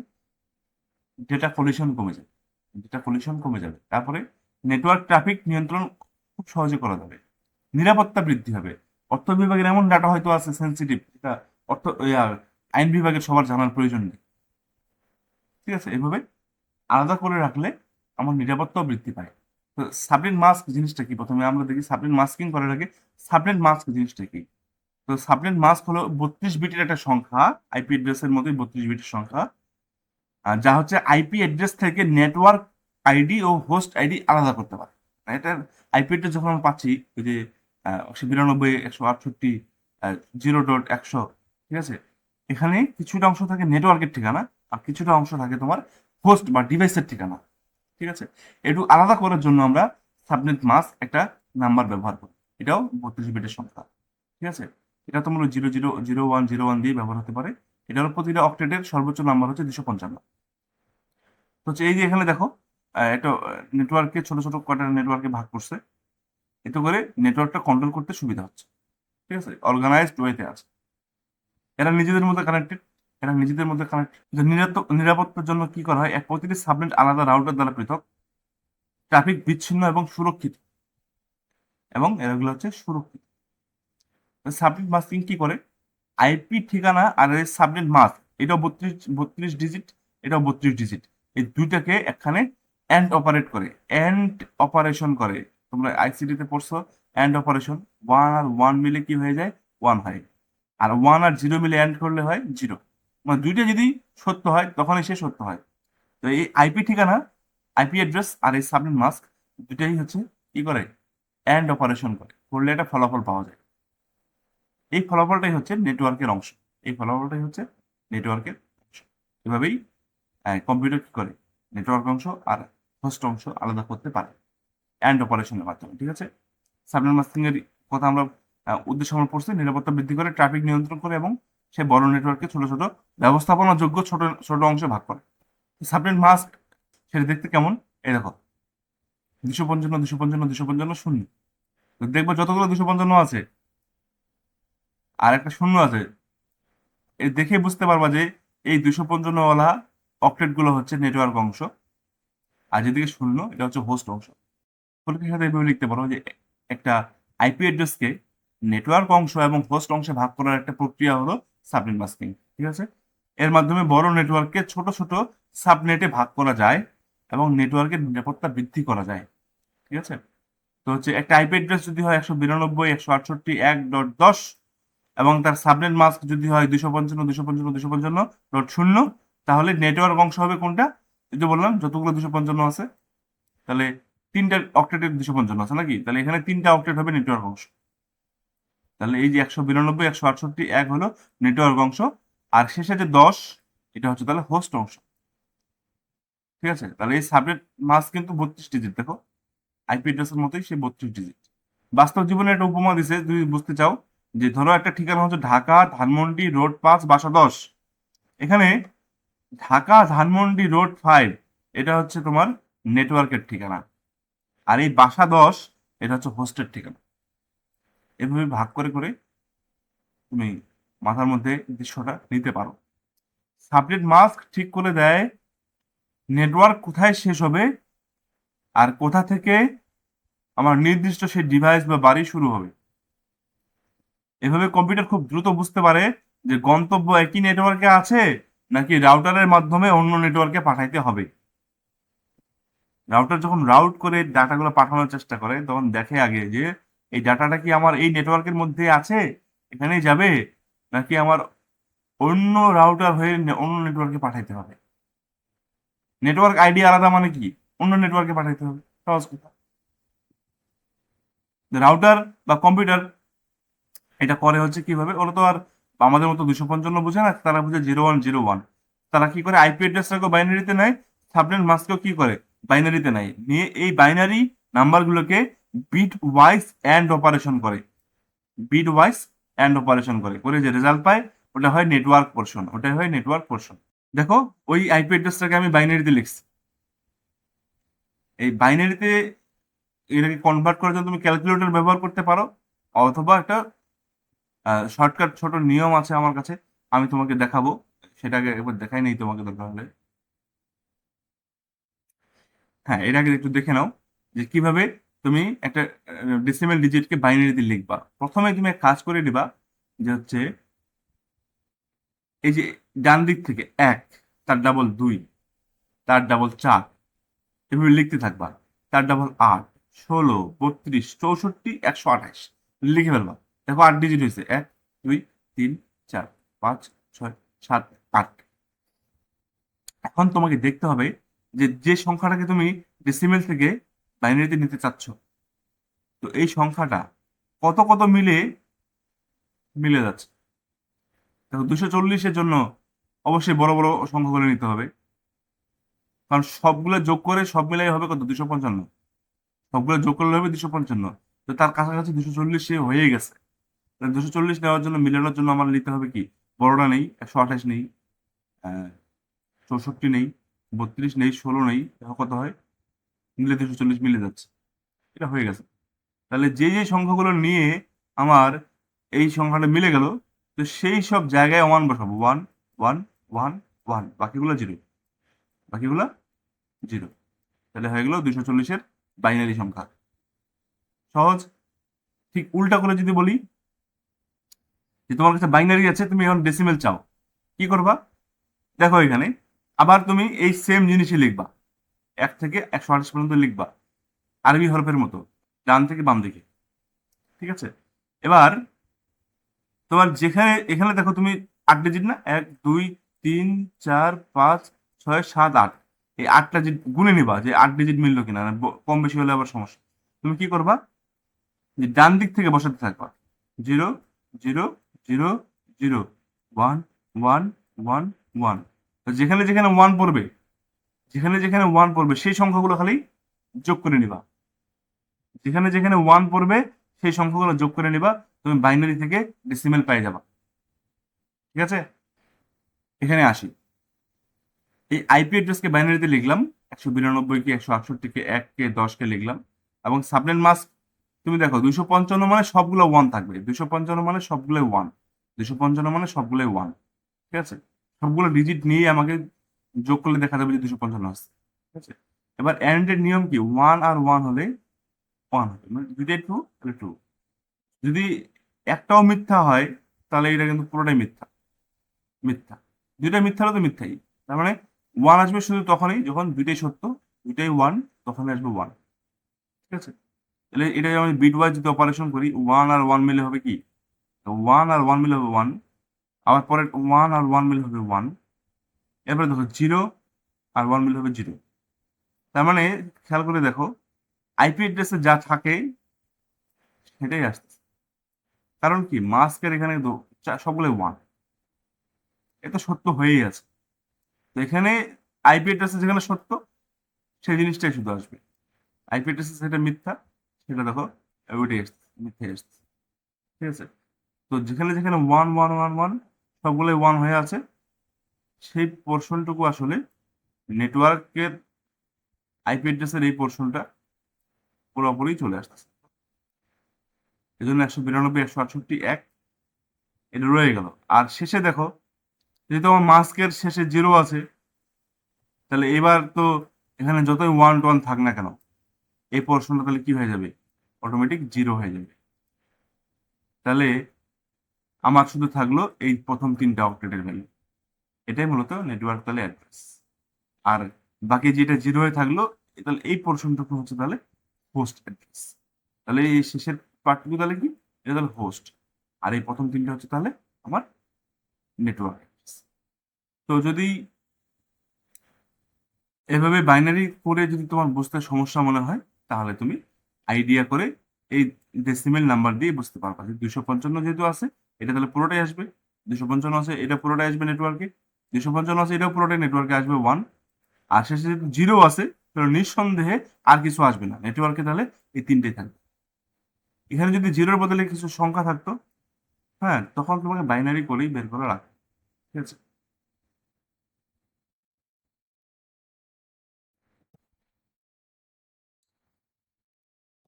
একটা মেথড আছে CIDR, classless inter domain routing notation আছে। তো কি করা হয়, এইখানে আইপি অ্যাড্রেসে স্ল্যাশ দিয়ে ওই সংখ্যা লিখে দেয় যে কত ডিজিট, প্রথম কত ডিজিট হচ্ছে নেটওয়ার্কের ডিজিট, নেটওয়ার্কের অংশ, সেটা স্ল্যাশ দিয়ে বলেই দেয়। এটাতে সুবিধা হয়েছে, অত আমার সাবনেট মাস্ক অত কষ্ট করে বুঝে এখানে আমার নেটওয়ার্ক অংশ বের করতে হবে না। এখানে যদি /24 দিছে মানে তাহলে এই নাম্বারের প্রথম 24টা বিট, 24 মানে 3 * 24 মানে 3টা অক্টেট, প্রথম 3টা অক্টেট আমার নেটওয়ার্ক অংশ, বাকি 8টা বিট, শেষের 8টা বিট তাহলে কি হোস্ট অংশ। এই টোটাল মিলে তো 32 বিট না, টোটাল 32 বিট, 32 বিটের মধ্যে 24 বিট চলে গেল নেটওয়ার্ক অংশে, তা বাকি থাকলো কতটুকু, 8 বিট। যেটা বাকি থাকলো এটাই হোস্ট অংশ। এটা হচ্ছে হোস্ট মানে কি ডিভাইস অংশ। এই এই পার্টটুকুতে আমি বিভিন্ন ডিভাইসকে কানেক্ট করতে পারবো, বিভিন্ন ডিভাইসকে আমি নাম্বার দিতে পারবো, আইপি অ্যাড্রেস দিতে পারবো, ঠিক আছে। তাহলে সাবনেট মাস্ক কেমন হবে দেখো, তোমাকে যদি বলে যে 24, আমি তোমাকে দেখাই দিলাম যে সিআইডিআর হচ্ছে 24/24। নেটওয়ার্ক যদি হয় প্রথম 24 ডিজিট, প্রথম 24 ডিজিট মানে কি 3টা অক্টেট পুরোটাই চলে আসবে নেটওয়ার্ক অংশ থেকে, তাহলে বুঝতে পারতেছ যে সাবনেট মাস্ক তাহলে এই প্রথম 3টা ডিজিটে সবগুলো 1 1 1 থাকবে, মানে 255 255 255 থাকবে, বোঝা যাচ্ছে। আচ্ছা, আরেকটা আমরা 24-এর জায়গায় 26 নিয়ে দেখি উদাহরণটা, চলো দেখি। 192 168 1.0 এবার হয়ে গেছে 26, 24-এর জায়গায় হলো 26। তাহলে দেখো প্রথম 26 ডিজিট মানে 3টা অক্টেট পার হয়েও এখানে যে আরো 8 ডিজিট আছে না, আগে হোস্ট ছিল, এখন সেই হোস্টেরও 8 ডিজিট থেকে প্রথম দুই ডিজিট নেটওয়ার্কে চলে গেছে, বাকি আছে আর মাত্র 6 ডিজিট, 26 6 32, বাকি আছে মাত্র 6 ডিজিট। তাহলে এই 6 ডিজিট খালি মাত্র হবে তোমার হোস্ট অংশ, বাকি 26 ডিজিট হবে তোমার নেটওয়ার্ক অংশ। এখন তুমি বাইনারি দিয়ে তো সুন্দর করে বের করতে পারবা, তো এখানে সাবনেট মাস্ক কিভাবে বের করবা, প্রথম 3টাতে 255 আসবে বোঝা যাচ্ছে, 24 ডিজিট তো অলরেডি এখানে এর মধ্যে আসেই, আরো এক্সট্রা 2 ডিজিট আমার নিতে হবে। তাহলে চিন্তা করে দেখো এখানে যে 8টা ডিজিট আছে না, এই 8টা ডিজিটের প্রথম দুইটা হচ্ছে কি 1 1, তো বাকিগুলো হচ্ছে 0 0। এভাবে তুমি 8টা ডিজিট মিলাই দাও, 8টা ডিজিট মিলাই দাও, দিয়ে দেখো ওই সংখ্যাটা কত হয়। প্রথম দুইটাতে কত ছিল, 128 ছিল, আর ছিল 64 ছিল, 164 যোগ করলে কত হয়, এই 192 হয়। তাহলে এই সাবনেট মাস্কে এই 192 চলে আসলো। এখানে তাহলে আমার হোস্টের জন্য কতটুকু পোর্শন বাকি থাকতেছে, মাত্র 6 ডিজিট। তাহলে 2 টু দি পাওয়ার 6 করলে আমাদের হোস্ট সংখ্যা বের হবে। 2 টু দি পাওয়ার 6 মানে হচ্ছে 2 টু দি পাওয়ার 5 মানে 32, 2 টু দি পাওয়ার 6 মানে 64। তোমরা মনে মনে করতে পারো 2 টু দি পাওয়ার 6 সবসময় মনে রাখবা, 6 মানে 6 এর ঘরে চলে যাবে মানে 64 হবে। 2 টু দি পাওয়ার 6 মানে হলো 64, এই 6 6 মিল আছে, এগুলো খেয়াল রাখতে পারো, আমি এইভাবে রাখি, তাহলে আমার মনে থাকে আর কি। 2 টু দি পাওয়ার 6 মানে 64। তো 64টা হোস্ট অ্যাড্রেস আছে, কিন্তু 64টা আমরা ব্যবহার করতে পারি না, কারণ 64টা অ্যাড্রেসের মধ্যে প্রথম অ্যাড্রেস যেটা হয় 0, সেটাকে নেটওয়ার্ক অ্যাড্রেস হিসেবে চালাই দিতে হয়। আবার শেষের যে অ্যাড্রেসটা থাকে সংখ্যার 64-র আগে কত 63, যেহেতু 0 থেকে শুরু হচ্ছে এই জন্য 0 থেকে 63 মিলে টোটাল হচ্ছে 64টা, বুঝছো। তাহলে শেষের এই 63 নাম্বার আইপি অ্যাড্রেসটা এটাকে ব্রডকাস্ট হিসেবে রিজার্ভ রাখতে হয়, ব্রডকাস্ট হিসেবে রিজার্ভ রাখতে হয়। এজন্য প্রথমটা আর শেষটা বাদ দিলে মোট 2টা অ্যাড্রেস আমরা রিজার্ভ রাখি। 2টা অ্যাড্রেস রিজার্ভ থাকলে 64-র মধ্যে 2টা অ্যাড্রেস যদি আমার চলে যায় তাহলে থাকলো বাকি 62টা। এই 62টা অ্যাড্রেস আমরা নতুন করে নতুন ডিভাইসকে দিতে পারবো। তাহলে তোমাকে যদি জিজ্ঞাসা করে যে হোস্ট কতগুলা, তাহলে তুমি এখান থেকে দেখবা যে সিআইডি এর নোটেশনে কতগুলো নেটওয়ার্ক অংশে চলে গেছে, 26টা চলে গেছে। বাকি থাকলো 6টা। তাহলে 6টার জন্য 2 to the power 6 করবো, যে তাহলে কতগুলো হোস্ট সংখ্যা হচ্ছে? 64টা হোস্ট হচ্ছে। 64টার মধ্যে আবার 2টা ব্যবহার করা যাবে না, 2টা বাদ দিতে হবে। তাহলে 64 থেকে 2 বাদ দিলে 62। এই 62 হচ্ছে আমার ইউজেবল হোস্ট সংখ্যা। ঠিক আছে, শুধু হোস্ট বললে 64, ইউজেবল হোস্ট বললে 62। ঠিক আছে, এখানে কিছু আরো সিআইডিআর দেওয়া আছে, তোমরা একবার প্র্যাকটিস করে দেখতে পারো। আমি এখানে এখন সময় কম বলে আমি আগাইলাম না, এখানে সমাধান করেও দেওয়া আছে। দেখো,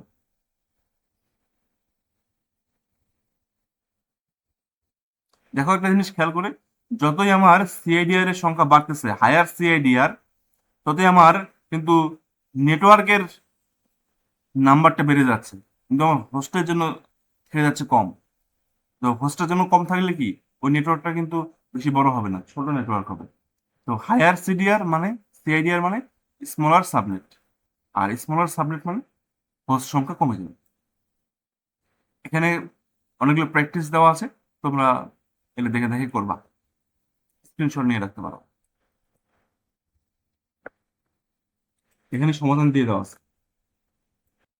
পরীক্ষায় কিভাবে প্রশ্ন আসতে পারে, পরীক্ষার ফর্মেটে দিয়ে দিচ্ছি। দেখো, এটা কত নাম্বার? 3 3 6 2 8 9 10। বলতে পারে যে /26 বলতে কি বোঝায়? আসলে /26 হচ্ছে একটা সিআইডিআর নোটেশন। এটা দিয়ে সাবনেট মাস্কের প্রথম 26 বিটে 1 থাকে, আর সেই 1 গুলো আইপি অ্যাড্রেসের প্রথম 26 বিটকে নেটওয়ার্ক অংশ হিসেবে চিহ্নিত করে। সহজ করে বললে যে /26 মানে হচ্ছে আইপি অ্যাড্রেসের প্রথম 26টা ডিজিট নেটওয়ার্কের অংশ। আর সাবনেট মাস্ক তাহলে কি হবে? 6 নম্বর প্রশ্ন হচ্ছে সাবনেট মাস্ক তাহলে কত? 26 বিট যদি আমার নেটওয়ার্কের অংশ, তাহলে প্রথম 24 মানে কি? প্রথম 24 হচ্ছে পুরোপুরি সবগুলো 1, 255 করে আসলো। আর শেষের 2 ডিজিট, দেখো চিন্তা করে, এই 2 ডিজিটের জন্য ডেসিমেল নাম্বার কত আসবে? প্রথমে 128, পরে 64, বাকিতে সব শূন্য, আর হিসাব করার প্রয়োজন নেই। 128 64 মিলে হয়ে যাবে 192। নেটওয়ার্ক বিট কয়টা দেখেই বোঝা যাচ্ছে সিআইডিআর 26 মানে নেটওয়ার্ক বিট হবে 26। বাকি থাকলো কত? 32 থেকে 26 বাদ দাও, 6। 6 হচ্ছে হোস্ট বিট। এখন তোমাকে হোস্ট সংখ্যা বের করতে বলতেছে, 2 to the power 6 করবা, মানে হচ্ছে 64। ইউজেবল হোস্ট কিভাবে বের করবা? আমার রিজার্ভ 2টা আইপি অ্যাড্রেস বাদ দিয়ে দিব, তাহলে 2টা বাদ দিয়ে দিলে থাকবে আমার 62টা। এই 62 হচ্ছে আমার ইউজেবল হোস্ট। এভাবে আমরা 9 নম্বর প্রশ্নটা করি। 9 নম্বর প্রশ্ন কি বলছে? যে বলছে নেটওয়ার্ক অ্যাড্রেসটা বের করতে বলছে, আমাকে নেটওয়ার্ক অ্যাড্রেস বের করতে বলছে। কিভাবে বের করব?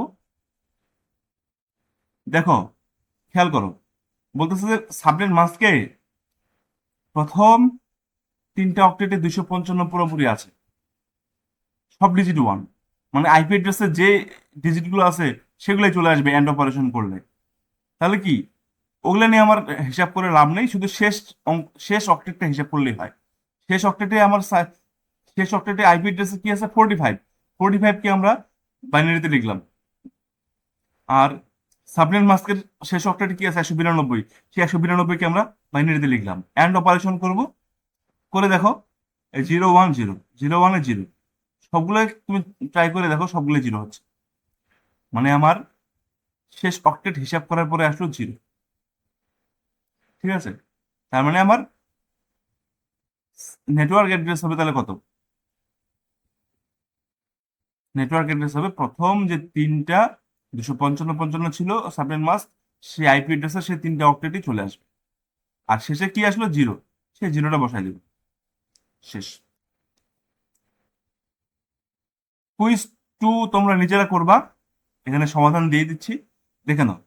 এখানেও একই জিনিস বলছে, সিআইডিআর জিনিসটা কি, /20 সাবনেট মাস্ক লিখতে বলছে, নেটওয়ার্ক বিট বের করতে বলছে, হোস্ট বিট বের করতে বলছে, সর্বোচ্চ কতটি হোস্ট মানে ইউজেবল হোস্ট বের করতে বলছে, মানে হোস্ট সংখ্যা থেকে তুমি 2 বাদ দিয়ে দিবা। আবার বলছে /20 নেটওয়ার্ক অ্যাড্রেস বের করতে বলছে। নেটওয়ার্ক অ্যাড্রেস বের করার জন্য তুমি কি করবা? নেটওয়ার্ক অ্যাড্রেস বের করার জন্য তুমি এইভাবে সাবনেট মাস্ক গুলোকে এবং আইপি অ্যাড্রেস গুলোকে কি করবা? বাইনারিতে নিয়ে অ্যান্ড অপারেশন করবা। এখানে সমাধান দিয়ে দেওয়া আছে, কত, কোথায়, পিডিএফ এর 20 নং পৃষ্ঠায় দেওয়া আছে, ওখান থেকে দেখে নিই।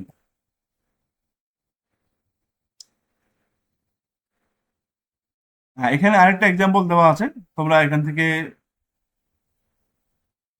এই প্রশ্নটা সমাধান করে যদি বের করতে পারো যে উত্তরটা কি হবে, কমেন্টে জানাইও আমাদের। তো সাবনেটিং পুরো ব্যাপারটা আমি আলোচনা করলাম, একটা ভিডিওতে একটু দেখে নিই যে পুরো ব্যাপারটা সামারি করা হচ্ছে এখানে। Subnetting is the process of dividing one large network into multiple smaller networks. This improves performance, reduces broadcast traffic, and makes network management easier. Subnetting works by borrowing bits from the host portion of an IP address. As more bits are borrowed, more subnets are created. Each subnet becomes its own separate network. Here, a single 24 network is divided into 4 subnets. Each subnet has its own address range and this improves efficiency, security, and scalability in modern networks. তাহলে নেটওয়ার্ককে ছোট ছোট অংশে ভাগ করাই হলো subnetting. আর subnet mask হচ্ছে IP অ্যাড্রেসের মতোই 32 ডিজিটের একটা নাম্বার, যেটা ব্যবহার করে আমরা নেটওয়ার্ক অংশ আর হোস্ট অংশ আলাদা করতে পারি। ঠিক আছে। আচ্ছা, নেটওয়ার্কের এই ছোট ছোট সেগমেন্ট গুলাকে আমরা সাবনেট বলতেছি। ঠিক একইভাবে শুধু সাবনেট লজিক্যালি হলে একা একা শুধু হয় না, ফিজিক্যালিও তাকে আলাদা আলাদা গ্রুপ করতে হয়। এই ফিজিক্যাল গ্রুপিং এর জন্য সুইচে কি করা হয়, যতগুলো ডিভাইস কানেক্টেড আছে সেখানে আবার আলাদা আলাদা ভার্চুয়াল সেগমেন্ট করা হয় সুইচে। তো এই যে আলাদা আলাদা ভার্চুয়াল সেগমেন্ট সুইচের মাধ্যমে করার জন্য সেটাকে যে নতুন একটা ফরম্যাট তৈরি হয় সেটাকে বলে ভার্চুয়াল ল্যান। নতুন যে নেটওয়ার্ক কাঠামো তৈরি হয় সেটাকে বলে ভার্চুয়াল ল্যান। এই প্রতিটা ভার্চুয়াল ল্যানকে একটা করে সাবনেটের সাথে তুলনা করা যায়। এভাবে সাবনেটিং আর এই ভার্চুয়াল ল্যান তৈরি করার প্রসেস সাইমালটেনিয়াসলি একসাথে চলে। সুইচ আর রাউটার যেমন ভাই ভাই, ঠিক এরকম সাবনেট আর ভার্চুয়াল ল্যান এরকম পাশাপাশি একসাথেই চলে। চলো ভার্চুয়াল ল্যানের এই ভিডিওটাও দেখি আমরা। VLAN versus subnet. Imagine a company with two departments, sales and finance. Both departments use the same physical network switch, but they should remain separated. This is where a VLAN comes in. A VLAN, or virtual LAN, divides a single switch into multiple logical networks. Devices in VLAN 10 can communicate with each other, and devices in VLAN 20 can communicate with each other. But devices in different VLANs cannot communicate directly, even though they are connected to the same switch. Now let's talk about subnets. A subnet is an IP network boundary. For example, 192.168.1.0/24 and 192.168.2.0/24 are two different subnets. When devices are in different subnets, a router or a layer 3 switch is needed to move traffic between them. So the key difference is simple. VLAN separate devices at layer 2 using switch configuration, while subnets separate networks at layer 3 using IP addressing. In real enterprise networks, VLANs and subnets are usually used together.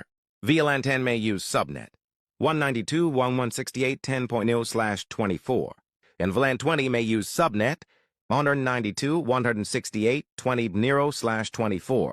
This provides better security, smaller broadcast domains, and easier network management. আচ্ছা, আমরা subnetting শিখলাম, villain করার কথাটা বুঝলাম। তো হচ্ছে এখন আমরা আমাদের বাসার যে কম্পিউটার যদি থাকে, দুইটা ল্যাপটপ যদি থাকে, ডাটা ট্রান্সফার করার জন্য আমরা নিজেরাই এই সাবনেট মাস্ক নেটওয়ার্ক এগুলো সব কনফিগার করে দিয়ে এক কম্পিউটার থেকে আরেক কম্পিউটারে এই ল্যান তারের মাধ্যমে কি করতে পারবো, ডেটা ট্রান্সফার করতে পারবো। এই প্রতিটা ল্যাপটপে আমরা কি করে দিব, আইপি অ্যাড্রেস সেট করে দিব, সাবনেট মাস্ক সেট করে দিব, হ্যাঁ, দিয়ে আমরা ফাইল ট্রান্সফার করতে পারবো। আমরা এই পর্যন্ত যা জানলাম সেটা দিয়ে এই বাস্তবে এই কাজটুকু আমরা করতে পারবো। তোমরা স্ক্রিনশট নিয়ে রাখতে পারো, এটা পরীক্ষায় আসার মতো না, কিন্তু আমি তোমাকে একটু জানাই দিলাম যে এইভাবে ফিজিক্যালি বাস্তবে এই জ্ঞানটুকু কাজে লাগানো যায়। আমরা এখানে একটা ব্রেক নিচ্ছি, আমরা বাকি ভিডিওটা একটা পার্টে আবার দিয়ে দেবো। মোট 3টা পার্ট হচ্ছে ভিডিওটাতে, তোমরা ভালো মতো দেখো। এই চ্যাপ্টারটা একটু বড়, বোঝার ব্যাপারে সেজন্য বড় হয়েছে। ধন্যবাদ সবাইকে। তৃতীয় পার্টে অবশ্যই তোমাদেরকে যেন পাই। ধন্যবাদ।